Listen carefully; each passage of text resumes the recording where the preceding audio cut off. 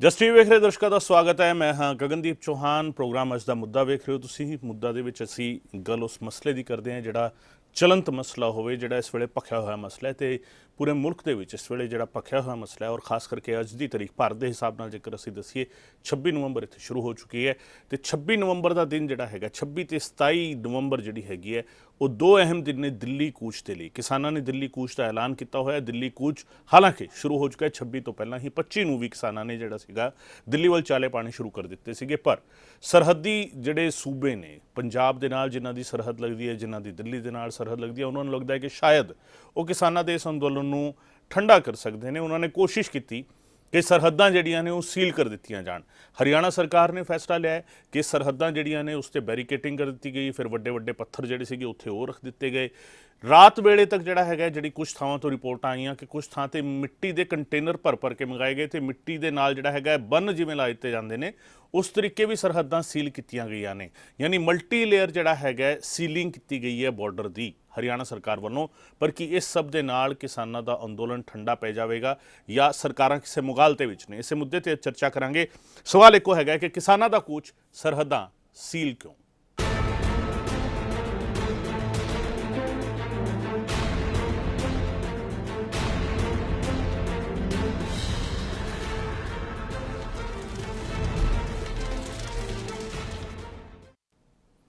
ਸੋ ਕਿਸਾਨਾਂ ਨੇ ਕੂਚ ਕਰਨ ਦਾ ਐਲਾਨ ਕੀਤਾ ਹੈ। 2 ਦਿਨਾਂ ਦਾ ਪ੍ਰੋਗਰਾਮ ਉਲੀਕਿਆ ਗਿਆ ਹੈ। 26 ਤੇ 27 ਨਵੰਬਰ ਨੂੰ ਜਿਹੜਾ ਹੈਗਾ ਉਲੀਕਿਆ ਗਿਆ ਪ੍ਰੋਗਰਾਮ। ਦਿੱਲੀ ਚਲੋ ਦਾ ਨਾਰਾ ਜਿਹੜਾ ਹੈਗਾ ਕਿਸਾਨਾਂ ਨੇ ਦਿੱਤਾ। ਇਸ ਦੇ ਲਈ ਤਿਆਰੀਆਂ ਜਿਹੜੀਆਂ ਨੇ ਉਹ ਕੀਤੀਆਂ ਗਈਆਂ ਨੇ ਤੇ ਪੰਜਾਬ ਦੇ ਪਿੰਡਾਂ 'ਚ ਜਿਹੜਾ ਹੈਗਾ ਜਿਸ ਦਾ ਪਹਿਲਾ ਦਿਨ ਹੈਗਾ, ਕਿਸਾਨ ਜਥੇਬੰਦੀਆਂ ਨੇ ਪਿੰਡਾਂ 'ਚ ਲੋਕਾਂ ਨੂੰ ਹੋਕਾ ਦਿੱਤਾ। ਜਾ ਕੇ ਜਿਹੜਾ ਹੈਗਾ ਲੋਕਾਂ ਨੂੰ ਸਮਝਾਇਆ ਕਿਉਂ ਜਾਣਾ ਜ਼ਰੂਰੀ ਹੈ, ਦਿੱਲੀ ਜਾਣਾ ਕਿਉਂ ਜ਼ਰੂਰੀ ਹੈ। ਰਾਸ਼ਨ ਇਕੱਠਾ ਕੀਤਾ, ਪਿੰਡ ਵਾਲਿਆਂ ਨੂੰ ਵੀ ਨਾਲ ਲਿਆ। ਵੱਖ ਜਥੇਬੰਦੀਆਂ ਨੇ ਵੀ ਕਿਸਾਨਾਂ ਦਾ ਸਾਥ ਦਿੱਤਾ। ਇਸ ਦੇ ਵਿੱਚ ਟ੍ਰੇਡਰਸ ਯੂਨੀਅਨ ਜਿਹੜੀ ਹੈਗੀ ਉਹ ਵੀ ਨਾਲ ਜਿਹੜੇ ਕਿਤੇ ਨਾ ਕਿਤੇ ਆਈ ਤੇ ਬਾਕੀ ਯੂਨੀਅਨ ਜਿਹੜੀਆਂ ਸੀਗੀਆਂ ਉਹ ਵੀ ਨਾਲ ਤੁਰੀਆਂ ਨੇ ਕਿਸਾਨਾਂ ਦੇ। ਕਿਸਾਨਾਂ ਨੂੰ ਰੋਕਣ ਦੇ ਲਈ ਹਰਿਆਣਾ ਸਰਕਾਰ ਨੇ ਫੈਸਲਾ ਲਿਆ ਕਿ ਪੰਜਾਬ ਤੇ ਦਿੱਲੀ ਦੇ ਨਾਲ ਲੱਗਦੀਆਂ ਸਰਹੱਦਾਂ ਸੀਲ ਕਰ ਦਿੱਤੀਆਂ ਜਾਣਗੀਆਂ ਤੇ ਉਸੇ ਤਹਿਤ ਜਿਹੜਾ ਹੈਗਾ ਧਾਰਾ 144 ਵੀ ਲਾਗੂ ਕਰ ਦਿੱਤੀ ਗਈ। ਟਰੈਵਲ ਐਡਵਾਈਜ਼ਰੀ ਵੀ ਬਕਾਇਦਾ ਜਾਰੀ ਕੀਤੀ ਗਈ ਹੈ ਤੇ ਹਰਿਆਣਾ ਦੇ ਸਾਰੇ ਬਾਰਡਰ ਜਿਹੜੇ ਸੀਗੇ ਉਹ ਛਾਉਣੀ ਵਿੱਚ ਤਬਦੀਲ ਕਰ ਦਿੱਤੇ ਗਏ ਨੇ। ਛਾਉਣੀ ਵਿੱਚ ਤਬਦੀਲ ਕੀਤੇ ਹੋਏ ਬਾਰਡਰ ਤੇ ਇਸ ਦੇ ਨਾਲ ਹੀ ਜਿਹੜਾ ਹੈਗਾ ਇੱਕ ਹੋਰ ਚੀਜ਼ ਜਿਹੜਾ ਪ੍ਰੋਸੈਸ ਨਾਲ ਚੱਲ ਰਿਹਾ ਹੈ। ਕੇਂਦਰ ਸਰਕਾਰ ਕਹਿ ਰਹੀ ਹੈ ਕਿਸਾਨਾਂ ਨੂੰ ਅਸੀਂ ਮੁੜ ਗੱਲਬਾਤ ਲਈ ਸੱਦ ਰਹੇ ਹਾਂ। ਸੱਦਾ ਭੇਜਿਆ ਗਿਆ ਬਕਾਇਦਾ 3 ਦਸੰਬਰ ਨੂੰ ਕੇਂਦਰੀ ਖੇਤੀਬਾੜੀ ਮੰਤਰੀ ਮੀਟਿੰਗ ਕਰਨਗੇ ਕਿਸਾਨਾਂ ਦੇ ਨਾਲ। ਪਰ ਇਹ ਸਭ ਕੁਝ ਜੋ ਹੋ ਰਿਹਾ ਹੈ, ਕਿਸਾਨਾਂ ਦੇ ਨਾਲ ਮੀਟਿੰਗ ਦਾ ਸੱਦਾ ਦਿੱਤਾ ਜਾ ਰਿਹਾ, ਇਹ ਸਾਰੀਆਂ ਗੱਲਾਂ ਕੀਤੀਆਂ ਜਾ ਰਹੀਆਂ ਨੇ, ਉਸ ਸਭ ਦੇ ਵਿਚਾਲੇ ਹਰਿਆਣਾ ਸਰਕਾਰ ਜੋ ਕਰ ਰਹੀ ਹੈ, ਜਮਹੂਰੀ ਮੁਲਕ ਦੇ ਵਿੱਚ ਪ੍ਰਦਰਸ਼ਨ ਕਰਨਾ, ਵਿਰੋਧ ਪ੍ਰਗਟਾਉਣਾ ਹਰ ਕਿਸੇ ਦਾ ਜਮਹੂਰੀ ਹੱਕ ਹੈ। ਔਰ ਖਾਸ ਕਰਕੇ ਉਦੋਂ ਜਦੋਂ ਕਾਨੂੰਨ ਦੇ ਦਾਇਰੇ ਵਿੱਚ ਰਹਿ ਕੇ ਕੀਤਾ ਜਾ ਰਿਹਾ ਹੋਵੇ ਤਾਂ ਉਸ 'ਤੇ ਸਵਾਲ ਚੁੱਕਣੇ ਵਾਜਿਬ ਨਹੀਂ ਲੱਗਦੇ। ਹਰਿਆਣਾ ਸਰਕਾਰ ਦਾ ਅਜਿਹਾ ਕਦਮ ਚੁੱਕਣਾ ਕੀ ਹਰਿਆਣਾ ਸਰਕਾਰ ਦਾ ਹੀ ਕਦਮ ਹੈ ਜਾਂ ਹਰਿਆਣਾ ਸਰਕਾਰ ਨੂੰ ਰਿਮੋਟ ਦੇ ਰਾਹੀਂ ਕੰਟਰੋਲ ਕੀਤਾ ਜਾ ਰਿਹਾ? ਸਵਾਲ ਇਸ ਗੱਲ ਨੂੰ ਲੈ ਕੇ ਵੀ ਹੈ। ਸਵਾਲ ਇਸ ਗੱਲ ਨੂੰ ਲੈ ਕੇ ਵੀ ਹੈ ਕਿ ਕਿਸਾਨ ਜਦੋਂ ਕੂਚ ਕਰਦੇ ਨੇ ਤਾਂ ਫਿਰ ਦਿੱਲੀ ਹਿੱਲ ਕਿਉਂ ਜਾਂਦੀ ਹੈ? ਸਵਾਲ ਇਸ ਗੱਲ ਨੂੰ ਲੈ ਕੇ ਵੀ ਹੈ ਕਿ ਕਿਸਾਨਾਂ ਦਾ ਅੰਦੋਲਨ ਜਿਹੜਾ ਹੈਗਾ ਇਸ ਨੂੰ ਲੈ ਕੇ ਮੁਲਕ ਵਿੱਚ ਕਿਸ ਤਰੀਕੇ ਦਾ ਮਾਹੌਲ ਹੈ। ਔਰ ਪੰਜਾਬ ਜਿਹੜਾ ਨਜ਼ੀਰ ਬਣਿਆ ਇਸ ਵੇਲੇ ਪੂਰੇ ਮੁਲਕ ਦੇ ਵਿੱਚ ਕਿ ਪੰਜਾਬ ਵਰਗਾ ਅੰਦੋਲਨ ਹੋਣਾ ਚਾਹੀਦਾ ਹੈ ਤਾਂ ਕਿ ਪੰਜਾਬ ਦਿੱਲੀ ਦੀ ਜੰਗ ਵੀ ਜਿੱਤੇਗਾ। ਇਹ ਸਾਰੇ ਮਸਲੇ ਚਰਚਾ ਕਰਾਂਗੇ। ਸਾਡੇ ਨਾਲ ਖਾਸ ਮਹਿਮਾਨ ਜੁੜ ਰਹੇ ਨੇ, ਉਹਨਾਂ ਦਾ ਸਵਾਗਤ ਕਰਦੇ ਹਾਂ। ਰਾਜੀਵ ਗੋਦਾਰਾ ਸਾਹਿਬ ਜਿਹੜੇ ਸਵਰਾਜ ਇੰਡੀਆ ਦੇ ਨਾਲ ਜੁੜੇ ਹੋਏ ਨੇ, ਸਵਰਾਜ ਇੰਡੀਆ ਹਰਿਆਣਾ ਨੂੰ ਜਿਹੜਾ ਹੈਗਾ ਉਹ ਖਾਸ ਕਰਕੇ ਦੇਖਦੇ। ਗੋਦਾਰਾ ਸਾਹਿਬ ਬਹੁਤ ਸਵਾਗਤ ਹੈ ਤੁਹਾਡਾ ਇਸ ਚਰਚਾ ਦੇ ਵਿੱਚ। ਤੇ ਸਭ ਤੋਂ ਪਹਿਲਾਂ ਗੱਲ ਗੋਦਾਰਾ ਸਾਹਿਬ, ਤੁਸੀਂ ਹਰਿਆਣਾ ਨੂੰ ਵੇਖਦੇ ਹੋ ਔਰ ਹਰਿਆਣਾ ਨੂੰ ਅੱਜ ਜਿਵੇਂ ਤੁਸੀਂ ਵੇਖ ਰਹੇ ਹੋ, ਹਰਿਆਣਾ ਆਪਣੀ ਸਰਹੱਦਾਂ ਸੀਲ ਕਰਕੇ ਬੈਠਾ ਹੈ। ਪਹਿਲੀ ਗੱਲ ਤਾਂ ਅਸੀਂ ਇਹ ਸਮਝਣਾ ਚਾਹ ਰਹੇ ਹਾਂ ਕਿਉਂਕਿ ਤੁਸੀਂ ਕਾਨੂੰਨ ਦੇ ਜਾਣਕਾਰ ਵੀ ਬਹੁਤ ਬਿਹਤਰ ਹੈਗੇ ਹੋ, ਕਾਨੂੰਨੀ ਤਰੀਕੇ ਨਾਲ ਕੀ ਕੋਈ ਸੂਬਾ ਆਪਣੇ ਆਪ ਨੂੰ ਇਸ ਤਰੀਕੇ ਕੋਕੂਨ ਵਿੱਚ ਬੰਦ ਕਰ ਸਕਦਾ ਹੈ ਕਿ ਇਸ ਤਰੀਕੇ ਆਪਣੇ ਬਾਰਡਰ ਸੀਲ ਕਰ ਲਵੇ, ਮਲਟੀ ਲੇਅਰ ਜਿਹੜਾ ਹੈਗਾ ਸੀਲਿੰਗ ਕਰ ਲਵੇ ਤੇ ਕਿਸੇ ਨੂੰ ਆਉਣ ਜਾਣ ਦੀ ਇਜਾਜ਼ਤ ਨਾ ਦੇਵੇ? ਸੂਬਾ ਕੋਈ ਵੀ ਆਪਦੇ ਏਰੀਏ ਦੇ ਵਿੱਚ ਸਿਰਫ ਸ਼ਾਂਤੀ ਬਣਾਉਣ ਦੀ ਗੱਲ ਕਰ ਸਕਦਾ ਹੈ ਜੀ, ਕਿ ਉਹ ਇਹ ਕਰ ਸਕਦਾ ਹੈ ਕਿ ਸ਼ਾਂਤੀ ਬਣਾਉਣ ਵਾਸਤੇ ਕੋਈ ਪ੍ਰੀਵੈਂਟਿਵ ਐਕਸ਼ਨ ਲਿੱਤੇ ਜਾਣ। ਪਰੰਤੂ ਜਿੱਤਨੇ ਐਡਵਾਈਜ਼ਰੀ ਜਾਰੀ ਕੀਤੀ ਡੀਜੀਪੀ ਨੇ ਜੀ, ਉਦੋਂ ਉਹਨਾਂ ਨੇ ਕਿਤੇ ਨਹੀਂ ਲਿਖਿਆ ਕਿ ਕੋਈ ਹਾਲਾਤ ਅਜਿਹੇ ਨੇ ਜਿਹਦੇ ਕਰਕੇ ਸ਼ਾਂਤੀ ਭੰਗ ਹੋ ਸਕਦੀ ਹੈ। ਇਸ ਤੋਂ ਇਲਾਵਾ ਹਰਿਆਣਾ ਦੇ ਵਿੱਚ 6 ਅਕਤੂਬਰ ਤੋਂ ਸਰਸੇ ਦੇ ਵਿੱਚ ਇੱਕ ਪੱਕਾ ਮੋਰਚਾ ਚੱਲ ਰਿਹਾ ਸੀ, ਲਗਾਤਾਰ ਸ਼ਾਂਤੀਪੂਰਨ ਚੱਲਿਆ।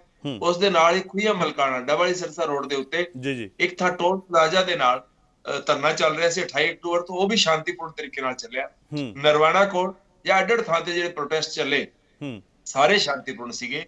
ਇਸ ਤੋਂ ਪਹਿਲਾਂ 25 ਸਪਟੈਂਬਰ ਤੇ ਫਿਰ 5 ਨਵੰਬਰ 2 ਦਿਨ ਵੱਡੇ ਪ੍ਰੋਟੈਸਟ ਹਰਿਆਣਾ ਦੇ ਵਿੱਚ ਹੋਏ, ਦੋਵੇਂ ਸ਼ਾਂਤੀਪੂਰਨ ਸੀਗੇ। ਯਾਨੀ ਕਿਸਾਨਾਂ ਦੇ ਅੰਦੋਲਨ ਇੰਨੇ ਸ਼ਾਂਤੀਪੂਰਨ ਸੀਗੇ, ਇਹਨਾਂ ਦੇ ਆਧਾਰ ਤੇ ਮੰਨ ਲੈਣਾ ਕਿ ਹਰਿਆਣਾ ਦਾ ਕਿਸਾਨ ਇਸ ਦੇ ਵਾਸਤੇ ਕੁਝ ਗੜਬੜ ਕਰ ਸਕਦਾ ਹੈ, ਕੋਈ ਸ਼ਾਂਤੀ ਭੰਗ ਹੋ ਸਕਦੀ ਹੈ, ਕੋਈ ਇਨਕਨਵੀਨੀਅੰਸ ਹੋ ਸਕਦੀ ਹੈ, ਇਹਦੇ ਕੋਈ ਕਾਰਨ ਨਹੀਂ ਸੀਗੇ। ਹੁਣ ਆਪਾਂ ਗੱਲ ਕਰੀਏ ਪੰਜਾਬ ਦੀ। ਪੰਜਾਬ ਦੇ ਵਿੱਚ ਵੀ 25 ਅਕਤੂਬਰ ਨੂੰ ਅੰਦੋਲਨ ਹੋਇਆ, ਸੜਕਾਂ ਬੰਦ ਹੋਈਆਂ। ਫਿਰ 5 ਨਵੰਬਰ ਨੂੰ ਵੀ ਹੈ, ਉੱਥੇ ਵੀ ਸ਼ਾਂਤੀਪੂਰਨ ਰਿਹਾ। ਜਦੋਂ ਪੰਜਾਬ ਦੇ ਕਿਸਾਨਾਂ ਨੇ ਵੀ ਅੰਦੋਲਨ ਕੀਤੇ, ਵੱਡੇ ਅੰਦੋਲਨ ਕੀਤੇ, ਬਹੁਤ ਤੇਜ਼ੀ ਨਾਲ ਅੰਦੋਲਨ ਕੀਤੇ, ਲੋਕ ਬਹੁਤ ਕਾਫੀ ਸੰਖਿਆ ਚ ਆਏ, ਇਸ ਤੋਂ ਬਾਵਜੂਦ ਹੀ ਉੱਥੇ ਸ਼ਾਂਤੀ ਰਹੀ। ਹੁਣ ਵੀ ਕਿਸਾਨ ਜਥੇਬੰਦੀਆਂ ਨੇ ਜਿਨ੍ਹਾਂ ਨੇ ਸਾਂਝਾ ਮੋਰਚਾ ਬਣਾਇਆ, ਦੇਸ਼ ਦੀ ਕਰੀਬ 500 ਜਥੇਬੰਦੀਆਂ ਇਕੱਠੀਆਂ ਹੋ ਗਈਆਂ, ਉਹਨਾਂ ਨੇ 3 ਦਿਨ ਪਿਛਲੇ ਹਫ਼ਤੇ ਚੰਡੀਗੜ੍ਹ 'ਚ ਪ੍ਰੈਸ ਕਾਨਫਰੰਸ ਕਰਕੇ ਜਿਹੜਾ ਐਲਾਨ ਕੀਤਾ ਸੀ ਉਹ ਇਹ ਸੀ ਕਿ ਅਸੀਂ ਸ਼ਾਂਤੀਪੂਰਵਕ ਤਰੀਕੇ ਨਾਲ ਦਿੱਲੀ ਜਾਵਾਂਗੇ, ਅਸੀਂ ਕਿਸੇ ਨੂੰ ਕੋਈ ਬਾਧਾ ਨਹੀਂ ਪਹੁੰਚਾਵਾਂਗੇ, ਕਿਸੇ ਨੂੰ ਇਨਕਨਵੀਨੀਅੰਸ ਨਹੀਂ ਕਰਾਂਗੇ। ਇਤਿਹਾਸ ਦੇ ਵਿੱਚ ਇਹ ਵੀ ਦਰਜ ਹੈ ਗਗਨ ਜੀ, ਤੁਸੀਂ ਯਾਦ ਕਰੋਗੇ ਇਸ ਤੋਂ ਪਹਿਲਾਂ ਜਦੋਂ ਕਿਸਾਨ ਦਿੱਲੀ 'ਚ ਇਕੱਠੇ ਹੋਏ ਸੀ, ਅਖਿਲ ਭਾਰਤੀ ਕਿਸਾਨ ਸੰਘਰਸ਼ ਸਮन्वय ਸਮਿਤੀ ਦੇ ਬੈਨਰ ਹੇਠ ਇੱਕ ਪ੍ਰੋਟੈਸਟ ਹੋਇਆ ਸੀ, ਦਿੱਲੀ ਦੀ ਬਾਰਡਰ ਤੋਂ ਲੋਕਾਂ ਨੇ ਪੈਦਲ ਚੱਲਣਾ ਸ਼ੁਰੂ ਕੀਤਾ ਸੀ। ਮੈਨੂੰ ਯਾਦ ਹੈ ਜਿਹੜਾ ਪਾਰਲੀਮੈਂਟ ਦੇ ਕੋਲੋਂ ਚੱਲਿਆ ਸੀ ਜਥਾ, ਉਹਦੇ 'ਚ ਮੈਂ ਵੀ ਸ਼ਾਮਿਲ ਸੀਗਾ। 20 ਕਿਲੋਮੀਟਰ ਚੱਲਣ ਤੋਂ ਬਾਅਦ ਵੀ ਲੋਕਾਂ ਨੇ ਕਿਸੇ ਨੂੰ ਇਨਕਨਵੀਨੀਅੰਸ ਨਹੀਂ ਹੋਣ ਦਿੱਤੀ, ਨਾ ਇੱਕ ਪਰਚਾ ਵੀ ਨਾਲ ਵੰਡਿਆ ਸੀ ਕਿ ਜੇ ਸਾਡੇ ਕਰਕੇ ਤੁਹਾਨੂੰ ਥੋੜੀ ਬਹੁਤ ਵੀ ਇਨਕਨਵੀਨੀਅੰਸ ਹੋਈ ਹੋਵੇ ਕਿਸੇ ਤਰ੍ਹਾਂ ਦੀ ਲੋਕਾਂ ਨੂੰ, ਤੇ ਅਸੀਂ ਤੁਹਾਡੇ ਤੋਂ ਮਾਫੀ ਮੰਗਦੇ ਆ, ਪਰ ਨਾਲ ਇਹ ਵੀ ਦੱਸਦੇ ਆ ਕਿ ਸਾਡੀ ਹਾਲਤ ਕੀ ਹੈ, ਸਾਡੇ ਨਾਲ ਸਰਕਾਰਾਂ ਕੀ ਕਰ ਰਹੀਆਂ ਨੇ, ਉਹਦੀ ਵੀ ਤੁਸੀਂ ਜਰਾ ਖਿਆਲ ਕਰੋ। ਲੋਕਾਂ ਨੇ ਬਹੁਤ ਐਪਰੀਸ਼ੀਏਟ ਕੀਤਾ ਸੀ। ਜਦੋਂ ਕਿਸਾਨ ਅੰਦੋਲਨ ਦਾ ਇਤਿਹਾਸ ਇਹ ਹੋਏ, ਉਸ ਟਾਈਮ ਤੇ ਇਹ ਕਹਿ ਦੇਣਾ ਕਿ ਸ਼ਾਂਤੀ ਭੰਗ ਹੋ ਸਕਦੀ ਹੈ ਜਾਂ law and order the situation ਖਰਾਬ ਹੋ ਸਕਦੀ ਹੈ, ਇਸ ਕਰਕੇ ਅਸੀਂ ਇਹ ਜਾਂ ਗੈਰ ਕਾਨੂੰਨੀ, ਇਸ ਤਰ੍ਹਾਂ ਦਾ ਇੱਕ ਤਰਫਾ, ਇਸ ਤਰ੍ਹਾਂ ਦਾ ਪੁਲਿਸੀਆ ਰਾਜ ਸਥਾਪਿਤ ਕਰਨ ਵਾਲਾ ਜਿਹੜਾ ਆਰਡਰ ਹੈ ਉਹ ਜਾਰੀ ਕਰ ਦੇਣਾ ਬਿਲਕੁਲ ਨਿੰਦਨੀय ਹੈ, ਬਿਲਕੁਲ ਗਲਤ ਹੈ। ਇਹ ਨਾ ਹੀ ਸਿਰਫ ਇੰਨਾ, ਇਸ ਤੋਂ ਬਾਅਦ ਤੁਸੀਂ ਵੇਖੋਗੇ ਕਿ 26 ਤਰੀਕ ਨੂੰ ਹਰਿਆਣਾ ਦੇ ਲੋਕਾਂ ਨੇ ਚੱਲਣਾ ਸੀ, ਪੰਜਾਬ ਦੇ ਕੁਝ ਲੋਕਾਂ ਨੇ 25 ਤਾਰੀਖ ਨੂੰ ਹੋ ਸਕਦਾ ਸੀ ਤੁਰ ਕੇ ਦਿੱਲੀ ਜਾਂਦੇ, ਪਰੰਤੂ 23 ਤਾਰੀਖ ਰਾਤ ਨੂੰ ਹਰਿਆਣਾ ਦੇ ਵਿੱਚ ਕਰੀਬ 31 ਬੰਦਿਆਂ ਨੂੰ ਗ੍ਰਿਫਤਾਰ ਕੀਤਾ ਗਿਆ। ਗ੍ਰਿਫਤਾਰ ਕੀਤਾ ਕਿਵੇਂ ਗਿਆ ਉਹ ਵੀ ਤੁਸੀਂ ਵੇਖੋ। ਡੀਕੇ ਬਾਸੂ ਕੇਸ ਦੇ ਵਿੱਚ ਸੁਪਰੀਮ ਕੋਰਟ ਨੇ ਤੇ ਉਸ ਤੋਂ ਬਾਅਦ ਵੀ ਬਾਰ-ਬਾਰ ਸੁਪਰੀਮ ਕੋਰਟ ਨੇ ਕਿਹਾ ਕਿ ਜਦੋਂ ਗ੍ਰਿਫਤਾਰੀਆਂ ਕਰਨੀਆਂ ਨੇ ਉਦੋਂ ਕਿਸ ਤਰ੍ਹਾਂ ਦੀ ਪ੍ਰਕਿਰਿਆ ਪੁਲਿਸ ਅਫਸਰ ਬਣਾਉਣਗੇ, ਹੁਣ ਤਾਂ ਕਾਨੂੰਨ ਦਾ ਹਿੱਸਾ ਬਣ ਚੁੱਕਿਆ ਹੈ। ਪਰੰਤੂ ਪੁਲਿਸ ਰਾਤ ਨੂੰ 12 ਵਜੇ 1 ਵਜੇ 2 ਵਜੇ ਲੋਕਾਂ ਦੇ ਘਰਾਂ ਦੇ ਵਿੱਚ ਗਈ। ਜਿਹੜਾ ਕਿਸਾਨ ਨੇਤਾ ਹਿਸਾਰ ਤੋਂ ਵਿਕਾਸ ਸਿਸਰ ਸੀ, ਉਹਦੇ ਘਰ ਦਾ ਵੀਡੀਓ ਹੈ, ਉੱਥੇ ਪੁਲਿਸ ਗਈ, ਪੁਲਿਸ ਨੇ ਆਪਦਾ ਬੁੱਕਲ ਮਾਰੀ ਹੋਈ ਹੈ ਕਿਸੇ ਬੰਦੇ ਨੇ, ਉਹ ਕਹਿੰਦਾ ਮੈਂ ਪੁਲਿਸ ਅਫਸਰ ਆ, ਅੱਗੋਂ ਕਹਿੰਦੇ ਨੇ ਕਿ ਵੀ ਤੇਰੀ ਪਹਿਚਾਣ ਕੀ ਹੈ, ਰਾਤ ਨੂੰ ਕਿਉਂ ਆਏ ਹੋ, ਪਹਿਲਾਂ ਕੋਈ ਨੋਟਿਸ ਨਹੀਂ ਦਿੱਤਾ, ਜਦੋਂ ਕਿ ਆਦੇਸ਼ ਹੈ, ਕਾਨੂੰਨ ਹੈ ਕਿ ਤੁਸੀਂ ਆਪਦੀ ਪਹਿਲਾਂ ਪਹਿਚਾਣ ਦੱਸੋਗੇ, ਬਿਲਕੁਲ ਆਪਦਾ ਜਿਹੜਾ ਬੈਜ ਹੈ ਤੁਹਾਡਾ ਦਿਸਦਾ ਰਹਿਣਾ ਚਾਹੀਦਾ ਹੈ। ਤੇ ਗਗਨ ਜੀ ਇੱਕ ਹੋਰ ਬੜੀ ਖਤਰਨਾਕ ਗੱਲ ਮੈਂ ਤੁਹਾਨੂੰ ਦੱਸਦਾ ਪੁਲਿਸ ਕਰ ਕੀ ਰਹੀ ਹੈ। ਮੈਂ ਸਰਸੇ ਜ਼ਿਲ੍ਹੇ ਤੋਂ ਤੁਹਾਨੂੰ ਦੱਸ ਰਿਹਾ, ਮੈਂ ਜ਼ਿਕਰ ਕੀਤਾ 2 ਧਰਨੇ ਚੱਲ ਰਹੇ ਸੀ ਸਰਸਾ ਭਗਤ ਸਿੰਘ ਸਟੇਡੀਅਮ ਦੇ ਵਿੱਚ, ਦੁਸ਼ਯੰਤ ਚੌਟਾਲਾ ਦੇ ਘਰ ਦੇ ਬਾਹਰ, ਤੇ ਦੂਜਾ ਖੁਈਆ ਮਲਕਾਣਾ, ਦੋਵਾਂ ਦੇ ਵਿੱਚ 45 ਕਿਲੋਮੀਟਰ ਦਾ ਘੱਟੋ ਘੱਟ ਫਾਸਲਾ ਹੈ। ਦੋਵੇਂ ਥਾਂ ਤੋਂ, ਇੱਕ ਥਾਂ ਤੋਂ ਪ੍ਰਹਲਾਦ ਸਿੰਘ ਬਾਰੂਖੇੜਾ ਨੂੰ ਸਰਸੇ ਤੋਂ ਤੇ ਐਸਪੀ ਸਿੰਘ ਤੇ ਗੁਰਪ੍ਰੀਤ ਸਿੰਘ ਨੂੰ ਖੁਈਆ ਮਲਕਾਣਾ ਤੋਂ ਚੁੱਕ ਲਿਆ ਗਿਆ ਰਾਤ ਨੂੰ। ਖੁਈਆ ਮਲਕਾਣਾ ਦਾ ਜਦੋਂ ਉਹਨਾਂ ਨੇ ਚੁੱਕਿਆ, ਲੋਕਾਂ ਨੇ ਰੋਕਣ ਦੀ ਕੋਸ਼ਿਸ਼ ਕੀਤੀ, ਲੋਕਾਂ ਨੇ ਕਿਹਾ ਸਾਨੂੰ ਦੱਸੋ ਗੱਲ ਕੀ ਹੈ, ਉਹਦਾ ਵੀਡੀਓ ਵੀ ਹੈ, ਕੱਲ ਮੈਂ ਵੀ ਆਪਦੀ YouTube ਤੇ ਉਹਨੂੰ ਪਾਇਆ ਹੈ, ਇਹ ਸਬੂਤ ਨੇ। ਇਸ ਤੋਂ ਬਾਅਦ ਪੁਲਿਸ ਨੇ ਕਹਾਣੀ ਕੀ ਗੜੀ, ਰਾਤ ਨੂੰ ਗ੍ਰਿਫਤਾਰ ਕਰ ਲਿਆ, 2 ਦਿਨ ਤੱਕ ਪਤਾ ਹੀ ਨਹੀਂ ਲੱਗਿਆ। ਜਦੋਂ ਪਤਾ ਲੱਗਿਆ ਕੱਲ ਜਾ ਕੇ, ਉਦੋਂ ਇਹ ਪਤਾ ਲੱਗਿਆ ਕਿ ਪੁਲਿਸ ਨੇ ਇੱਕ ਰਿਪੋਰਟ ਲਿਖੀ, ਕਲੰਦਰਾ ਲਿਖਿਆ 107 ਦੇ ਵਿੱਚ, ਕਿਹਾ ਕਿ ਸਾਨੂੰ ਮੁਖਬਰੀ ਹੋਈ ਕਿ ਸਰਸੇ ਦੇ ਵਿੱਚ ਜਿਹੜਾ ਛੋਟਾ ਬਾਈਪਾਸ ਹੈ, ਉੱਥੇ ਫਾਟਕ ਤੇ 3 ਲੋਕ ਜਿਨ੍ਹਾਂ ਨੂੰ ਚੁੱਕਿਆ ਸੀ, ਇਹ ਆਪਸ 'ਚ ਗੱਲਬਾਤ ਕਰ ਰਹੇ ਸੀ, ਸਾਜ਼ਿਸ਼ ਕਰ ਰਹੇ ਸੀ ਕਿ ਲੋਕਾਂ ਨੂੰ ਕਹਿ ਦਿੱਤਾ ਗਿਆ ਕਿ ਹੁਣ ਰਾਤ ਨੂੰ ਹੀ ਗੱਡੀਆਂ ਤੇ ਬੱਸਾਂ, ਜਿਹੜੀ ਰੋਡ ਹੈ ਤੇ ਰੇਲ ਦੋਵੇਂ ਬੰਦ ਕਰ ਦਿਓ। ਇਹ ਮੁਖਬਰੀ ਤੇ ਜਾ ਕੇ ਜਦੋਂ ਉੱਥੇ ਪਹੁੰਚੇ ਪੁਲਿਸ ਵਾਲੇ ਤੇ ਦੁਸ਼ਹਿਰਾ ਗਰਾਊਂਡ ਕੋਲ ਖੜੇ ਸੀ ਤੇ ਉੱਥੇ ਇਹ ਗੱਲਾਂ ਕਰ ਰਹੇ ਸੀ ਤੇ ਉੱਥੋਂ ਇਹਨਾਂ ਨੇ ਚੁੱਕਿਆ। ਹੁਣ ਤੁਸੀਂ 3 ਬੰਦਿਆਂ ਦੀ ਲੋਕੇਸ਼ਨ ਵੇਖ ਲਓ, 3 ਬੰਦਿਆਂ ਦੇ ਵੀਡੀਓ ਵੇਖ ਲਓ ਜਿੱਥੋਂ ਚੁੱਕਿਆ ਗਿਆ ਇਹਨਾਂ ਨੂੰ। ਲੋਕ ਇਤਰਾਜ਼ ਕਰ ਰਹੇ ਨੇ, ਲੋਕ ਇਹਨਾਂ ਨਾਲ ਖੜੇ ਨੇ, ਸਰੇਆਮ ਹੋਇਆ, ਪਰੰਤੂ ਪੁਲਿਸ ਨੇ ਇਹ ਕਾਰਵਾਈ ਪਾ ਕੇ ਉਹਨਾਂ ਨੂੰ ਗ੍ਰਿਫਤਾਰ ਕਰ ਲਿਆ, ਉਹਨਾਂ ਨੂੰ ਸੂਚਨਾ ਨਹੀਂ ਦਿੱਤੀ ਕਿਉਂ ਫੜਿਆ ਜਾ ਰਿਹਾ। ਰਾਜੀਵ ਜੀ ਆਪਾਂ ਇਹ ਕਹਿ ਲਈਏ ਕਿ ਕਿਸਾਨ ਚਾਹੁੰਦੇ ਆ ਕਿ ਸ਼ਾਂਤਮਈ ਤਰੀਕੇ ਨਾਲ ਅੰਦੋਲਨ ਚੱਲੇ, ਪਰ ਸਰਕਾਰਾਂ ਨਹੀਂ ਚਾਹੁੰਦੀਆਂ ਕਿ ਇਹ ਸ਼ਾਂਤਮਈ ਰਹੇ। ਸਰਕਾਰਾਂ ਚਾਹੁੰਦੀਆਂ ਨੇ ਕਿ ਕਿਸਾਨ ਭੜਕਣ, ਸਰਕਾਰਾਂ ਚਾਹੁੰਦੀਆਂ ਨੇ ਕਿ ਕਿਸਾਨ ਦੰਗਾ ਕਰਨ, ਇਸ ਲਈ ਸਰਕਾਰਾਂ ਇਹ ਸਭ ਕੁਝ ਕਰ ਰਹੀਆਂ ਨੇ। ਗਗਨ ਜੀ ਮੈਂ ਤੁਹਾਨੂੰ ਪਹਿਲੀ ਗੱਲ ਪੂਰੀ ਕਰਾਂਗਾ ਤਾਂ ਫਿਰ ਉਸ ਤੋਂ ਬਾਅਦ ਇਹ ਕਨਕਲੂਜਨ ਜ਼ਿਆਦਾ ਬਿਹਤਰ ਨਿਕਲ ਸਕੇਗਾ ਮੈਨੂੰ ਲੱਗਦਾ ਹੈ। ਉਸ ਤੋਂ ਬਾਅਦ ਪੁਲਿਸ ਕੀ ਕਰਦੀ ਹੈ, ਕਾਨੂੰਨ ਇਹ ਕਹਿੰਦਾ ਹੈ ਕਿ ਤੁਸੀਂ ਜਿਹਨੂੰ ਫੜੋਗੇ ਉਹਨੂੰ ਉਹਦੇ ਖਿਲਾਫ ਵਾਰੰਟ ਵਗੈਰਾ ਲੈ ਕੇ ਆਓ, ਸੂਚਨਾ ਹੋਣੀ ਚਾਹੀਦੀ ਹੈ ਤੇ ਮੈਜਿਸਟ੍ਰੇਟ ਦਾ ਆਰਡਰ ਹੋਣਾ ਚਾਹੀਦਾ ਹੈ। ਘਰਦਿਆਂ ਨੂੰ ਦੱਸੋ, ਬੰਦੇ ਨੂੰ ਦੱਸੋ ਕਿਉਂ ਫੜਿਆ ਜਾ ਰਿਹਾ ਹੈ, ਕੋਈ ਗਵਾਹ ਹੋਣਾ ਚਾਹੀਦਾ ਹੈ। ਫਿਰ ਇਹ ਸਾਰੀ ਪ੍ਰਕਿਰਿਆਵਾਂ ਨੇ, ਫਿਰ ਜਦੋਂ ਉਹਦਾ ਮੈਡੀਕਲ ਵੀ ਕਰਾਓ, ਫਿਰ ਮੈਜਿਸਟ੍ਰੇਟ ਕੋਲ ਪੇਸ਼ ਕਰੋ। ਹੁਣ ਕੀ ਹੋਇਆ, ਰਾਤ ਨੂੰ ਹੀ ਮੈਜਿਸਟ੍ਰੇਟ ਕੋਲ ਪੇਸ਼ ਕਰਨਾ ਦਿਖਾ ਦਿੱਤਾ ਗਿਆ, ਅਗਲੇ ਦਿਨ ਤੱਕ ਪਤਾ ਲੱਗਿਆ ਉਹਦੇ ਸਾਈਨ ਹੀ ਹੈ ਨਹੀਂ ਸੀ। ਫਿਰ ਮੈਜਿਸਟ੍ਰੇਟ ਕਰ ਕੀ ਸਕਦਾ ਸੀ 751 ਚ, ਉਹਨੇ ਕਿਹਾ 50,000 ਦੀ ਜਵਾਨ ਦੇ ਦਿਓ। 2 ਬੰਦਿਆਂ ਨੇ ਜਵਾਨਤਨਾਮੇ ਭਰਤੇ ਉੱਥੇ ਆਪਦੇ। ਉਸ ਤੋਂ ਬਾਅਦ ਉਹਨੇ ਰਿਲੀਜ਼ ਆਰਡਰ ਜਾਰੀ ਕਰ ਦਿੱਤੇ, ਲੋਕਾਂ ਨੂੰ ਬਾਹਰ ਪਤਾ ਨਹੀਂ ਲੱਗ ਰਿਹਾ ਉਹ ਕਿੱਥੇ ਨੇ। ਅਗਲੇ ਦਿਨ ਜਦੋਂ ਰਿਲੀਜ਼ ਆਰਡਰ ਦੇ ਮੁਤਾਬਿਕ ਰਿਲੀਜ਼ ਹੋਣਾ ਸੀ, ਉਦੋਂ ਐਸਡੀਐਮ ਸਾਹਿਬ ਨੇ, ਜਿਹਨੂੰ ਮੈਜਿਸਟ੍ਰੇਟ ਦੀ ਪਾਵਰ ਸੀ, ਉਹਨਾਂ ਨੇ ਆਰਡਰ ਬਦਲ ਦਿੱਤਾ। ਉਹਨਾਂ ਨੇ ਕਿਹਾ ਕਿ ਐਸਪੀ ਸਾਹਿਬ ਇਹਨਾਂ ਬੰਦਿਆਂ ਦੇ ਐਂਟੀਸੀਡੈਂਟਸ ਯਾਨੀ ਇਹਨਾਂ ਦਾ ਚਾਲ ਚਰਿੱਤਰ ਦੀ ਵੈਰੀਫਿਕੇਸ਼ਨ ਕਰਨਗੇ ਤੇ ਇਹਨਾਂ ਦੇ ਜਿਹੜੇ ਜ਼ਮਾਨਤਨਾਮੇ ਨੇ ਉਹਨਾਂ ਦੀ ਵੀ ਤਸਦੀਕ ਪੁਲਿਸ ਕਰੇਗੀ, ਉਸ ਤੋਂ ਬਾਅਦ ਹੀ ਰਿਹਾ ਕੀਤਾ ਜਾਵੇ। ਇਹ ਆਰਡਰ ਬਦਲ ਕੇ ਸੁਨਿਸ਼ਚਿਤ ਕੀਤਾ ਗਿਆ ਕਿ 26 ਤਰੀਕ ਤੱਕ ਉਹ ਰਿਹਾ ਨਾ ਹੋ ਸਕਣ।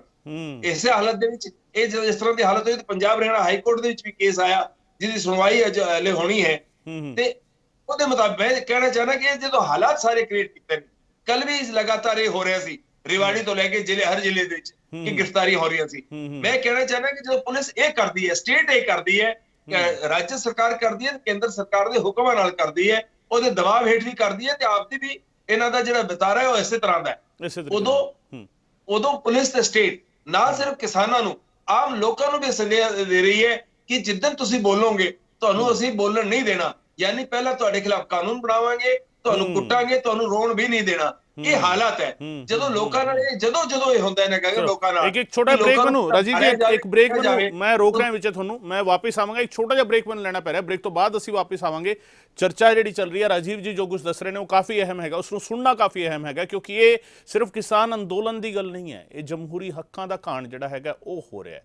ਜਮਹੂਰੀ ਹੱਕ ਹੈਗਾ ਕਿ ਲੋਕ ਆਪਣੀ ਆਵਾਜ਼ ਚੁੱਕਣ, ਜਮਹੂਰੀ ਹੱਕ ਹੈਗਾ ਕਿ ਲੋਕਾਂ ਨੂੰ ਜੋ ਗਲਤ ਲੱਗਦਾ ਉਸ ਦਾ ਵਿਰੋਧ ਕਰਨ, ਜਮਹੂਰੀ ਹੱਕ ਹੈਗਾ ਕਿ ਲੋਕ ਸਰਕਾਰ ਨੂੰ ਸਵਾਲ ਪੁੱਛਣ ਕਿ ਕਿਉਂ ਸਾਡੇ ਨਾਲ ਹੋ ਰਿਹਾ ਹੈ, ਪਰ ਸਰਕਾਰਾਂ ਜੋ ਕੁਝ ਕਰ ਰਹੀਆਂ ਨੇ ਉਹ ਕੀ ਕੁਝ ਦੱਸ ਰਿਹਾ ਹੈ, ਦੱਸਣ ਦੀ ਕੋਸ਼ਿਸ਼ ਕਰਾਂਗੇ। ਛੋਟਾ ਜਿਹਾ ਬ੍ਰੇਕ ਲੈ ਰਹੇ, ਛੇਤੀ ਵਾਪਸ ਆ ਰਹੇ।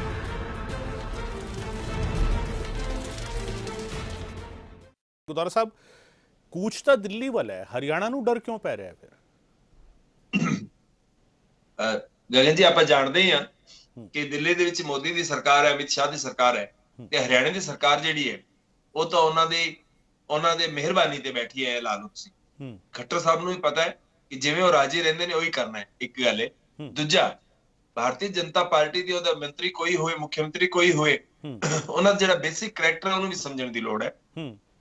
ਉਹਨੂੰ ਕਿਸਾਨਾਂ ਨਾਲ ਕਦੇ ਕੋਈ ਪ੍ਰੇਮ ਨਹੀਂ ਰਿਹਾ, ਕਿਸਾਨਾਂ ਨਾਲ ਕਦੇ ਉਹਨਾਂ ਨੇ ਕਿਸਾਨਾਂ ਦੀ ਗੱਲ ਨੂੰ ਸੁਣਿਆ ਨਹੀਂ, ਸਮਝਿਆ ਨਹੀਂ। ਪੂਰੀ ਕਿਸਾਨੀ ਖੇਤੀ ਨੂੰ ਬਰਬਾਦ ਕਰਨ ਦਾ ਉਹਨਾਂ ਦਾ ਏਜੰਡਾ ਹੈ।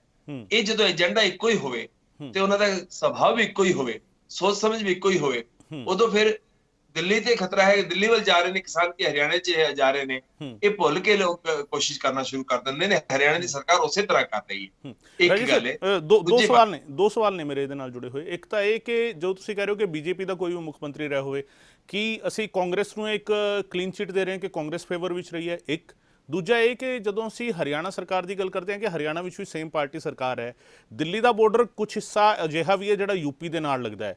ਯੂਪੀ ਵਿੱਚ ਇਸ ਤਰ੍ਹਾਂ ਦਾ ਕੋਈ ਸਟੇਟਮੈਂਟ ਜਾਂ ਇਸ ਤਰ੍ਹਾਂ ਦੀ ਕੋਈ ਗੱਲ ਸਾਹਮਣੇ ਕਿਉਂ ਨਹੀਂ ਆਉਂਦੀ? ਇਹ ਵੀ ਲੋਕਾਂ ਦੇ ਜ਼ਿਹਨ ਵਿੱਚ ਸਵਾਲ ਹੋਣਾ ਹੈ। ਸਰ, ਯੂਪੀ ਦੀ ਗੱਲ ਕਰੀਏ, ਮੇਧਾ ਪਾਟਕਰ, ਪ੍ਰਤਿਭਾ ਸ਼ਿੰਦੇ, ਮੱਧ ਪ੍ਰਦੇਸ਼, ਮਹਾਰਾਸ਼ਟਰ ਤੇ ਤਮਿਲਨਾਡੂ, ਕਰਨਾਟਕ ਤੋਂ ਆਉਣ ਵਾਲੇ ਲੋਕਾਂ ਨੂੰ ਕੱਲ ਜਿਵੇਂ ਆਗਰਾ ਕੋਲ ਜਦੋਂ ਉੱਤਰ ਪ੍ਰਦੇਸ਼ ਦੇ ਬਾਰਡਰ ਦੇ ਵਿੱਚ ਘੁਸੇ ਉਹ ਆਏ, ਉਹਨਾਂ ਨੂੰ ਇਸੇ ਤਰ੍ਹਾਂ ਰੋਕ ਦਿੱਤਾ ਗਿਆ। ਕੱਲ ਮੇਧਾ ਪਾਟਕਰ ਨੇ ਉੱਥੋਂ ਆਪਦਾ ਫੇਸਬੁੱਕ ਤੇ ਵੀਡੀਓ ਪਾਇਆ, ਉਹਨਾਂ ਨੇ ਦੱਸਿਆ ਕਿ ਕਿਵੇਂ ਸਾਨੂੰ ਰੋਕ ਦਿੱਤਾ ਗਿਆ। ਉਹਨਾਂ ਨੂੰ ਕਿਹਾ ਗਿਆ ਕਿ ਦਿੱਲੀ ਜਾਣਾ ਹੈ ਤੇ ਤੁਸੀਂ ਇੱਥੋਂ ਜੀ ਉੱਤਰ ਪ੍ਰਦੇਸ਼ ਹੋ ਕੇ ਚਲੇ ਜਾਓ। ਉਹਦਾ ਮਤਲਬ ਸੀ ਕਿ 250 ਕਿਲੋਮੀਟਰ ਲੰਬਾ ਸਫ਼ਰ ਕਰਕੇ ਚਲੇ ਜਾਓ। ਉਹ ਕਿਸਾਨ ਸੀ, ਉਹ ਮਾਰਜਨਲਾਈਜ਼ਡ, ਉਹ ਛੋਟਾ ਕਿਸਾਨ ਸੀ ਜਿਹੜਾ ਆਪਦੀ ਰੋਟੀਆਂ, ਆਪਦੇ ਚਣੇ ਆਪਦੇ ਨਾਲ ਬੰਨ ਕੇ ਲੈ ਕੇ ਤੁਰਦਾ, ਜਿਹੜਾ ਜਿਹਦੇ ਕੋਲ ਇਹਨੇ ਸਾਧਨ ਹੀ ਨਹੀਂ ਕਿ ਹੋਰ ਪਾਸੇ ਤੁਰ ਕੇ ਆ ਸਕੇ। ਉਹਨਾਂ ਨੇ, ਮੇਰੀ 3 ਦਿਨ ਪਹਿਲਾਂ ਗੱਲ ਹੋਈ ਸੀ, ਉਹ ਕਹਿ ਰਹੇ ਸੀ ਅਸੀਂ ਪਲਵਲ ਆ ਕੇ ਰੁਕਣਾ ਚਾਹੁੰਦੇ ਹਾਂ, ਬਸ ਸਾਨੂੰ ਕਿਤੇ ਰਹਿਣ ਦੀ ਛੱਤ ਮਿਲ ਜੇ, ਥਾਂ ਹੋ ਜੇ ਤੇ ਅਸੀਂ ਰੋਟੀ ਆਪਦੀ ਆਪੇ ਬਣਾ ਲਾਂਗੇ। ਉਹ ਜਿਹੜੇ ਇੰਨੇ ਦਿਨਾਂ ਤੋਂ ਤੁਰ ਕੇ ਆਏ ਨੇ, ਲੰਬਾ ਸਫ਼ਰ ਕਰਕੇ ਆਏ ਨੇ, ਉਹਨਾਂ ਲੋਕਾਂ ਨੂੰ ਇਸ ਤਰ੍ਹਾਂ ਦੀ ਗੱਲ ਕਹਿ ਦੇਣਾ। ਇਸ ਕਰਕੇ ਜੇ ਉੱਤਰ ਪ੍ਰਦੇਸ਼ ਦੀ ਗੱਲ ਕਰੀਏ ਤੇ ਹਾਲਾਤ ਠੀਕ ਉਹੀ ਨੇ। ਇਸੇ ਤਰ੍ਹਾਂ ਉੱਤਰਾਖੰਡ ਦੇ ਵਿੱਚ ਵੀ ਉੱਥੋਂ ਦੇ ਵਿਰਕ ਸਾਹਿਬ ਨੇ, ਕਿਸਾਨ ਲੀਡਰ, ਕੱਲ ਪ੍ਰੈਸ ਕਾਨਫਰੰਸ ਦੇ ਵਿੱਚ ਸੀ, ਜਿਹੜਾ ਸਾਂਝਾ ਕਿਸਾਨ ਮੋਰਚਾ ਉਹਦੇ ਦੇ ਵਿੱਚ ਉਹਨਾਂ ਨੇ ਕਿਹਾ ਕਿ ਮੈਂ ਪਿਛਲੇ 3 ਦਿਨਾਂ ਤੋਂ ਘਰੋਂ ਗਾਇਬ ਹਾਂ ਕਿਉਂਕਿ ਪੁਲਿਸ ਮੇਰੇ ਘਰੇ ਬਾਰ-ਬਾਰ ਰੇਡ ਕਰ ਰਹੀ ਹੈ। ਇਸ ਕਰਕੇ ਸਟੇਟ ਦਰ ਸਟੇਟ ਤੁਸੀਂ ਦੇਖ ਸਕਦੇ। ਹੁਣ ਰਹਿ ਗਈ ਗੱਲ ਕਾਂਗਰਸ ਦੀ। ਕਾਂਗਰਸ ਨੂੰ ਕਲੀਨ ਚਿੱਟ ਦੇਣ ਦਾ ਕੋਈ ਮਤਲਬ ਨਹੀਂਗਾ। ਕਾਂਗਰਸ ਨੇ ਆਪਦੇ ਸਮੇਂ ਦੇ ਵਿੱਚ ਬਾਰ-ਬਾਰ ਐਸੇ ਤਰ੍ਹਾਂ ਦੇ ਅਲੋਕਤਾਂਤਰਿਕ ਕਦਮ ਉਠਾਏ ਨੇ, ਬਹੁਤ ਖਤਰਨਾਕ ਤਰੀਕੇ ਨਾਲ ਉਠਾਏ ਨੇ। ਕਾਰਪੋਰੇਟਸ ਨੂੰ ਉਹਨਾਂ ਨੇ ਵੀ ਦੇਸ਼ ਦੀ ਇਕਨੋਮੀ ਨੂੰ ਵੇਚਣ ਦਾ ਕੰਮ ਕੀਤਾ। ਨਿਊ ਲਿਬਰਲ ਇਕਨੋਮੀ ਨੂੰ ਲਿਆ ਕੇ ਜਿਸ ਤਰ੍ਹਾਂ ਦੇ ਪ੍ਰਯਾਸ ਹੋਏ ਉਹਦੇ ਨਾਲ ਤੇ ਉਹ ਵੀ ਉਹਨਾਂ ਨੇ ਕੀਤੇ ਨੇ। ਕਰਪਸ਼ਨ ਹੋਏ, ਸਾਰੇ ਕੰਮ ਉਹਨਾਂ ਨੇ ਕੀਤੇ ਨੇ। ਕਿਸਾਨਾਂ ਹੋਏ ਜਾਂ ਦੂਜੇ ਕਿਸੇ ਮਜ਼ਦੂਰਾਂ ਤੇ ਹੋਣ, ਇਸ ਤਰ੍ਹਾਂ ਦੇ ਅੰਦੋਲਨਕਾਰੀਆਂ ਤੇ ਉਹਨਾਂ ਨੇ ਵੀ ਇਸੇ ਤਰ੍ਹਾਂ ਪਰਚੇ ਬਣਾਏ ਨੇ, ਉਸੇ ਤਰ੍ਹਾਂ ਦੇ ਕੀਤੇ ਨੇ। ਹੁਣ ਮੈਂ ਗੱਲ ਜਦੋਂ ਕਰ ਰਿਹਾ ਸੀ ਉਹ ਕਿਉਂਕਿ ਪਰ ਇੱਕ ਗੱਲ ਸੀਗੀ, ਕਾਂਗਰਸ ਲੈ ਦੇ ਕੇ ਫਿਰ ਕਿਸਾਨ ਕੋਲ ਜਾਂਦੀ ਹੈ, ਕਿਸਾਨ ਦੇ ਵੋਟ ਦੀ ਗੱਲ ਕਰਦੀ ਹੈ। ਕਾਂਗਰਸ ਕਈ ਵਾਰ ਗੱਲਬਾਤ ਦੀ ਗੱਲ ਵੀ ਕਰਦੀ ਹੈ। ਕਿਉਂਕਿ ਸ਼ਾਇਦ ਉਹਦਾ ਵੋਟ ਬੈਂਕ ਉੱਥੋਂ ਆਉਂਦਾ ਹੈ, ਸ਼ਾਇਦ ਇਸ ਕਰਕੇ ਉਹ ਗੱਲ ਕਰਦੀ ਹੈ, ਉਹ ਸ਼ਾਇਦ ਇਸ ਕਰਕੇ ਕਰਦੀ ਹੈ ਕਿ ਜਿਹੜੇ ਲੋਕਾਂ ਨਾਲ ਅੰਦੋਲਨ ਕਰ ਰਹੇ ਨੇ ਉਹੀ ਲੋਕ ਉਹਦੇ ਵੋਟਰ ਨੇ, ਤੇ ਇਸ ਕਰਕੇ ਉਹ ਇਹ ਗੱਲ ਕਰ ਲੈਂਦੀ ਹੈ। ਪਰੰਤੂ ਭਾਰਤੀ ਜਨਤਾ ਪਾਰਟੀ ਇੱਕ ਵਿਸ਼ੇਸ਼ ਕੰਮ ਜਿਹੜਾ ਕਰਦੀ ਹੈ, ਭਾਰਤੀ ਜਨਤਾ ਪਾਰਟੀ ਆਪਦੇ ਵੋਟ ਨੂੰ ਵਿਕਾਸ ਦੇ ਨਾਲ ਵਿਕਾਸ ਗੱਲ ਤਾਂ ਕਰਦੀ ਹੈ, ਪਰ ਅਲਟੀਮੇਟਲੀ ਆਪਦੇ ਵੋਟਰ ਨੂੰ ਧਰਮ ਦੇ ਨਾਂ ਤੇ ਪੋਲਰਾਈਜ਼ ਕਰਕੇ ਵੋਟ ਲੈਣ ਦੀ ਕੋਸ਼ਿਸ਼ ਵੀ ਕਰਦੀ ਹੈ। ਇਸ ਕਰਕੇ ਭਾਰਤੀ ਜਨਤਾ ਪਾਰਟੀ ਦਾ ਜਿਹੜਾ ਸੁਭਾਅ ਹੈ, ਕਰੈਕਟਰ ਹੈ, ਉਹ ਪੋਲਰਾਈਜ਼ ਕਰਕੇ ਧਰਮ ਦੇ ਨਾਂ ਤੇ, ਧਰਮਾਂ ਦੇ ਨਾਂ ਤੇ ਲੜਾ ਕੇ ਇਹ ਸਾਰਾ ਕੁਝ ਕਰਦੇ ਨੇ। ਇਸ ਕਰਕੇ ਉਹਨਾਂ ਨੂੰ ਲੱਗਦਾ ਹੈ ਬਾਕੀ ਚਾਹੇ ਮਜ਼ਦੂਰ ਦੀ ਗੱਲ ਹੋਵੇ, ਕਿਸਾਨ ਦੀ ਗੱਲ ਹੋਵੇ, ਕਿਸੇ ਵੀ ਵਰਗ ਦੀ ਗੱਲ ਹੋਵੇ, ਆਦੀਵਾਸੀ ਦੀ ਗੱਲ ਹੋਵੇ, ਇਹ ਸਾਰਿਆਂ ਨੂੰ ਪਾਸੇ ਕੀਤਾ ਜਾ ਸਕਦਾ ਹੈ। ਕਿਉਂਕਿ ਜਦੋਂ ਚੋਣ ਆਣਗੇ ਅਸੀਂ ਤਾਂ ਲਵ ਜਿਹਾਦ ਦੀ ਗੱਲ ਚਲਾ ਦੇਾਂਗੇ। ਹੁਣ ਤੁਸੀਂ ਲਵ ਜਿਹਾਦ ਦੀ ਗੱਲ ਹੁਣ ਵੀ ਵੇਖ ਰਹੇ ਹੋ ਜੋ ਚੱਲ ਰਹੀ ਹੈ। ਇੱਕ ਪਾਸੇ ਕਿਸਾਨ ਦੀ ਗੱਲ ਹੋਣੀ ਚਾਹੀਦੀ ਸੀ, ਦੇਸ਼ ਭਰ ਦਾ ਕਿਸਾਨ ਖੜਾ ਹੈ, ਅੰਦੋਲਨ ਕਰ ਰਿਹਾ ਹੈ, ਉਹਨੂੰ ਸੰਕਟ ਹੈ, ਉਹਦੇ ਉੱਤੇ ਖਤਰਾ ਹੈ। ਜਦੋਂ ਕਿਸਾਨ ਦੇ ਉੱਤੇ ਖਤਰਾ ਹੈ ਤੇ ਸਮਝੋ ਇਸ ਦੇਸ਼ ਦੇ ਉੱਤੇ ਵੀ ਖਤਰਾ ਹੈ, ਕਿਉਂਕਿ ਕਿਸਾਨ ਇਸ ਦੇਸ਼ ਦਾ ਅੰਨਦਾਤਾ ਹੈ। ਪਰੰਤੂ ਭਾਰਤੀ ਜਨਤਾ ਪਾਰਟੀ ਨੇ ਇੱਕ ਨਵੀਂ ਬਹਿਸ ਸ਼ੁਰੂ ਕਰ ਦਿੱਤੀ ਹੈ। ਦੇਸ਼ ਦਾ ਵੱਡਾ ਮੀਡੀਆ ਜਿਹੜਾ ਹੈ ਸਾਰਾ ਉਸੇ ਮੁੱਦੇ ਤੇ ਗੱਲ ਕਰਨ ਤੇ ਲੱਗਿਆ ਹੋਇਆ ਹੈ। ਇਹ ਜਿਹੜਾ ਬੇਸਿਕ ਤੁਹਾਡਾ ਟਾਰਗੇਟ ਗਰੁੱਪ ਹੈ, ਜਿਹੜਾ ਵੋਟ ਬੈਂਕ ਹੈ, ਉਹ ਕਾਂਗਰਸ ਤੇ ਬੀਜੇਪੀ ਦਾ ਸ਼ਾਇਦ ਕੋਈ ਅੰਤਰ ਹੋਏਗਾ। ਮੈਂ ਨਹੀਂ ਕਹਿੰਦਾ ਉਹਨਾਂ ਦੀ ਪਾਲਿਸੀਜ਼ ਤੇ ਕੋਈ ਅੰਤਰ ਹੋਏਗਾ। ਇੱਕ ਹੋਰ ਐਡ ਆਨ ਕਰ ਲੈਣਾ ਹੈ ਰਾਜੀਵ ਜੀ, ਇਹਦੇ ਵਿੱਚ ਮੌਜੂਦਾ ਸਿਚੁਏਸ਼ਨ ਜਿਹੜੀ ਹੈਗੀ ਉਹਦੇ ਵਿੱਚ ਵੀ ਇਹ ਕਿਹਾ ਜਾ ਰਿਹਾ ਕਿ ਪੰਜਾਬ ਸਰਕਾਰ ਨੇ ਆਪਣੇ ਸਿਰੋਂ ਟੈਨਸ਼ਨ ਲਾ ਕੇ ਜਿਹੜਾ ਹੈਗਾ, ਪੰਜਾਬ ਸਰਕਾਰ ਵੀ ਇਹ ਸੋਚਦੀ ਰਹੀ ਹੈ ਕਿ ਟੈਨਸ਼ਨ ਹੈਗੀ ਹੈ ਸਾਰੇ ਸਟੇਟ ਵਿੱਚ ਧਰਨੇ ਦਿੱਤੇ ਜਾ ਰਹੇ, ਇਹਨੂੰ ਲਾ ਕੇ ਜਿਹੜਾ ਹੈਗਾ ਕਿਵੇਂ ਨਾ ਕਿਵੇਂ ਸ਼ਿਫਟ ਕੀਤਾ ਜਾਵੇ। ਪੰਜਾਬ ਵਿੱਚ ਕਾਂਗਰਸ ਦੀ ਸਰਕਾਰ ਹੈ, ਅੱਗੇ ਬੀਜੇਪੀ ਦੀ ਸਰਕਾਰ ਹੈ, ਫਿਰ ਦਿੱਲੀ ਵਿੱਚ ਆਮ ਆਦਮੀ ਪਾਰਟੀ ਦੀ ਸਰਕਾਰ ਹੈ। ਸੋ ਇੱਕ ਦੂਜੇ ਦੇ ਸਿਰ ਤੇ ਪਾਉਣ ਦੀ ਕੋਸ਼ਿਸ਼ ਹੋ ਰਹੀ ਹੈ ਔਰ ਇਸ ਨੂੰ ਐਜ਼ ਅ ਟੈਨਸ਼ਨ ਜਿਹੜਾ ਹੈਗਾ ਇੱਕ ਦੂਜੇ ਤੇ ਪਾਇਆ ਜਾ ਰਿਹਾ ਹੈ। ਇਸ ਨੂੰ ਕਿਸ ਤਰੀਕੇ ਦੇਖਦੇ ਹੋ? ਮੈਨੂੰ ਲੱਗਦਾ ਹੈ ਕਿ ਇਹਨੂੰ ਟੈਨਸ਼ਨ ਟਾਲਣਾ ਹੈ, ਟੈਨਸ਼ਨ ਦੂਜੇ ਦੇ ਸਿਰ ਤੇ ਪਾਉਣਾ ਨਹੀਂ ਕਹਿਣਾ ਚਾਹੀਦਾ, ਕਿਉਂਕਿ ਕਿਸਾਨ ਸ਼ਾਂਤੀਪੂਰਨ ਤਰੀਕੇ ਨਾਲ ਅੰਦੋਲਨ ਕਰ ਰਿਹਾ ਤੇ ਕਿਸੇ ਵੀ ਸਰਕਾਰ ਦਾ ਫਰਜ਼ ਬਣਦਾ ਹੈ, ਕਿਉਂਕਿ ਕਿਸਾਨ ਹੋਣ, ਦੇਸ਼ ਦੇ ਲੋਕ ਹੋਣ, ਇਹ ਲੋਕ ਪੱਖੀ ਰਾਜਨੀਤੀ, ਲੋਕ ਪੱਖੀ ਰਾਜ ਦਾ ਫਰਜ਼ ਬਣਦਾ ਹੈ ਕਿ ਲੋਕਾਂ ਨੂੰ ਆਪਦੇ ਅੰਦੋਲਨ ਕਰਨ ਦੇਣ, ਉਹਨੂੰ ਆਪਦੀ ਆਵਾਜ਼ ਉਠਾਉਣ ਦੇਣ। ਰਾਦਰ ਜਦੋਂ ਆਵਾਜ਼ ਉਠਾਉਂਦੇ ਨੇ, ਜਦੋਂ ਵਿਰੋਧ ਕਰਦੇ ਨੇ, ਉਹਨਾਂ ਨਾਲ ਗੱਲਬਾਤ ਕਰਕੇ, ਉਹਨਾਂ ਦੀ ਗੱਲ ਸੁਣ ਕੇ ਉਹਨਾਂ ਨਾਲ ਗੱਲ ਨੂੰ ਨਿਪਟਾਇਆ ਜਾਵੇ, ਕਿਸੇ ਤਰ੍ਹਾਂ ਸੁਲਝਾਇਆ ਜਾਵੇ। ਪੰਜਾਬ ਸਰਕਾਰ ਦਾ ਇਤਿਹਾਸ ਜੇ ਵੇਖੀਏ ਤੇ ਕੋਈ ਬਹੁਤ ਚੰਗਾ ਨਹੀਂਗਾ। ਤੁਹਾਨੂੰ ਯਾਦ ਹੋਏਗਾ ਕੈਪਟਨ ਦੇ ਘਰ ਦੇ ਬਾਹਰ ਜਦੋਂ ਕਿਸਾਨਾਂ ਨੇ ਅੰਦੋਲਨ ਕਰਨ ਦੀ ਕੋਸ਼ਿਸ਼ ਕੀਤੀ, ਉਦੋਂ ਕੈਪਟਨ ਸਾਹਿਬ ਨੇ ਵੀ ਇਸੇ ਤਰ੍ਹਾਂ ਬਹੁਤ ਪਾਸੇ ਰੋਕ ਦਿੱਤਾ ਸੀ। ਕੋਰਟ ਦੇ ਵਿੱਚ ਵੀ ਕੇਸ ਆ ਗਏ ਸੀ ਕਿ ਇਹਨੂੰ ਰੋਕਿਆ ਜਾਵੇ। ਬਾਰ-ਬਾਰ ਉਹੀ ਕਰਦੇ ਰਹੇ ਨੇ, ਪਰੰਤੂ ਕਿਸੇ ਵੀ ਕਾਰਨ ਕਰਕੇ ਲਾ ਲਓ, ਉਹਨਾਂ ਨੂੰ ਲੱਗਦਾ ਇਹ ਤਾਂ ਕੇਂਦਰ ਸਰਕਾਰ ਦੇ ਖਿਲਾਫ ਹੈ ਜਾਂ ਕਿ ਇਹ ਤਾਂ ਦਿੱਲੀ ਜਾਣਗੇ। ਦਿੱਲੀ ਜਾਣ ਤੋਂ ਪਹਿਲਾਂ ਵੀ ਪੰਜਾਬ 'ਚ ਕਿਸਾਨ ਬੈਠੇ ਰਹੇ, ਇਹ ਵੀ ਯਾਦ ਰੱਖਿਆ ਆਪਾਂ। ਜੇ ਕਿਸੇ ਵੀ ਕਾਰਨ ਕਰਕੇ ਉਹ ਲੋਕਾਂ ਦੇ ਲੋਕਤਾਂਤਰਿਕ ਅਧਿਕਾਰਾਂ ਦੇ ਖਿਲਾਫ ਐਕਸ਼ਨ ਨਹੀਂ ਕਰ ਰਹੇ ਤੇ ਇਹ ਸਵਾਗਤਯੋਗ ਗੱਲ ਹੈ। ਐਸੇ ਤਰ੍ਹਾਂ ਸਾਰੀ ਸਰਕਾਰਾਂ ਨੂੰ ਵੀ ਲੋਕਾਂ ਨੂੰ ਤੇ ਕਿਸਾਨਾਂ ਨੂੰ, ਮਜ਼ਦੂਰਾਂ ਨੂੰ, ਸਭ ਨੂੰ ਆਪਦੇ ਅਧਿਕਾਰਾਂ ਦੀ ਆਵਾਜ਼ ਚੁੱਕਣ ਦੀ ਸਪੇਸ ਦੇਣੀ ਚਾਹੀਦੀ ਹੈ। ਉਹ ਉਹਨਾਂ ਦਾ ਸੰਵਿਧਾਨਿਕ ਹੱਕ ਹੈ, ਮੌਲਿਕ ਹੱਕ ਹੈ। ਜੇ ਉਹਨੂੰ ਰੋਕਿਆ ਜਾਏਗਾ ਤੇ ਮੈਨੂੰ ਲੱਗਦਾ ਸਰਕਾਰਾਂ, ਜਿਵੇਂ ਤੁਸੀਂ ਅੱਗੇ ਪੁੱਛ ਰਹੇ ਸੀ, ਸਰਕਾਰਾਂ ਕੀ ਕਹਿਣਾ ਚਾਹੁੰਦੇ ਨੇ? ਸਰਕਾਰਾਂ ਲੋਕਾਂ ਦੇ ਅਧਿਕਾਰਾਂ ਨੂੰ ਖੋ ਕੇ ਪਹਿਲਾਂ ਕੁੱਟਾਂਗੇ, ਫਿਰ ਰੋਣ ਵੀ ਨਹੀਂ ਦੇਾਂਗੇ। ਜਦੋਂ ਸਰਕਾਰਾਂ ਇਹ ਕਰਦੀਆਂ ਨੇ, ਉਦੋਂ ਲੋਕਾਂ ਨੂੰ ਮਜਬੂਰ ਕਰਦੀਆਂ ਨੇ ਕਿ ਹੁਣ ਤੁਸੀਂ ਸਾਡੇ ਖਿਲਾਫ ਖੜੇ ਹੋ। ਕੱਲ ਤੁਸੀਂ ਹਰਿਆਣਾ ਦੇ ਵਿੱਚ ਵੇਖਿਆ ਜਿਸ ਤਰ੍ਹਾਂ ਲੋਕਾਂ ਨੂੰ ਰੋਕਣ ਦੀ ਕੋਸ਼ਿਸ਼ ਕੀਤੀ ਗਈ, ਲੋਕਾਂ ਦੇ ਵਿੱਚ ਗੁੱਸਾ ਸੀ, ਲੋਕਾਂ ਦਾ ਜਜ਼ਬਾ ਵੇਖੋ।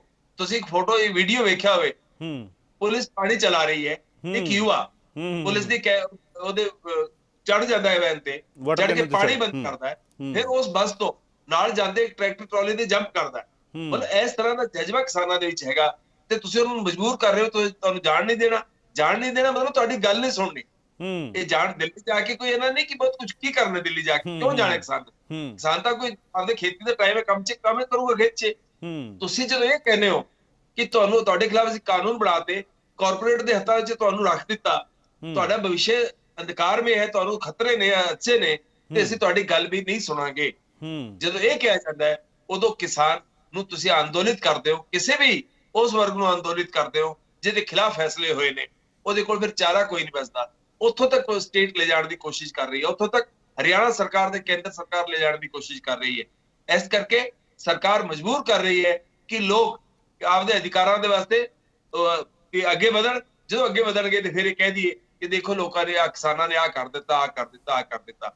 ਇਸ ਤਰ੍ਹਾਂ ਦੇ ਆਧਾਰ ਕਾਰਨ ਦੀ ਕੋਸ਼ਿਸ਼ ਕੀਤੀ ਜਾ ਰਹੀ ਹੈ ਜਦੋਂ ਕਿ ਇਸ ਤਰੀਕੇ ਦੇ ਹਾਲਾਤ ਬਣਾਏ। ਮੈਂ ਇੱਕ ਛੋਟਾ ਜਿਹਾ ਬ੍ਰੇਕ ਲੈ ਕੇ ਵਾਪਸ ਆ ਰਹੇ ਹਾਂ ਗੁਰਦੁਆਰਾ ਸਾਹਿਬ। ਔਰ ਬ੍ਰੇਕ ਤੇ ਜਾਣ ਤੋਂ ਪਹਿਲਾਂ ਜਿਹੜੀ ਗੱਲ ਤੁਸੀਂ ਕੀਤੀ ਸੀਗੀ ਕਿ ਮੀਡੀਆ ਜਿਹੜਾ ਹੈਗਾ ਉਹ ਵੀ ਕਿਸ ਤਰੀਕੇ ਦੀ ਭੂਮਿਕਾ ਅਦਾ ਕਰਦਾ ਹੈ, ਉਸ ਦੇ ਵਿੱਚ ਵੀ ਕਈ ਤਸਵੀਰਾਂ ਜਿਹੜੀਆਂ ਦਿਖਾਈਆਂ ਜਾਂਦੀਆਂ ਨੇ ਔਰ ਕਈ ਤਸਵੀਰਾਂ ਨੈਸ਼ਨਲ ਮੀਡੀਆ ਦੀ ਗੱਲ ਕਰੀਏ ਤਾਂ ਪੂਰਾ ਸਿਨੈਰੀਓ ਜਿਹੜਾ ਹੈਗਾ ਕੁਝ ਹੋਰ ਹੀ ਬਿਆਨ ਕਰ ਰਿਹਾ ਹੈ। ਨੈਸ਼ਨਲ ਮੀਡੀਆ ਨੂੰ ਲੈ ਕੇ ਵੀ ਕਿਸਾਨ ਯੂਨੀਅਨ ਦੇ ਆਗੂਆਂ ਨੇ ਜਿਹੜੇ ਟਵੀਟ ਕੀਤੇ, ਬੀਤੇ ਦਿਨੀ ਜਿਹੜਾ ਹੈਗਾ ਰਾਜੇਵਾਲ ਨੇ ਜਿਹੜਾ ਟਵੀਟ ਕੀਤਾ ਹੈ ਉਹ ਵੀ ਆਪਣੇ ਆਪ ਵਿੱਚ ਵਿਚਾਰਨਯੋਗ ਹੈਗਾ ਹੈ, ਉਸ ਤੇ ਵੀ ਚਰਚਾ ਕਰਾਂਗੇ। ਛੋਟਾ ਜਿਹਾ ਬ੍ਰੇਕ ਲੈ ਰਹੇ, ਬ੍ਰੇਕ ਤੋਂ ਬਾਅਦ ਛੇਤੀ ਵਾਪਸ ਆ ਰਹੇ।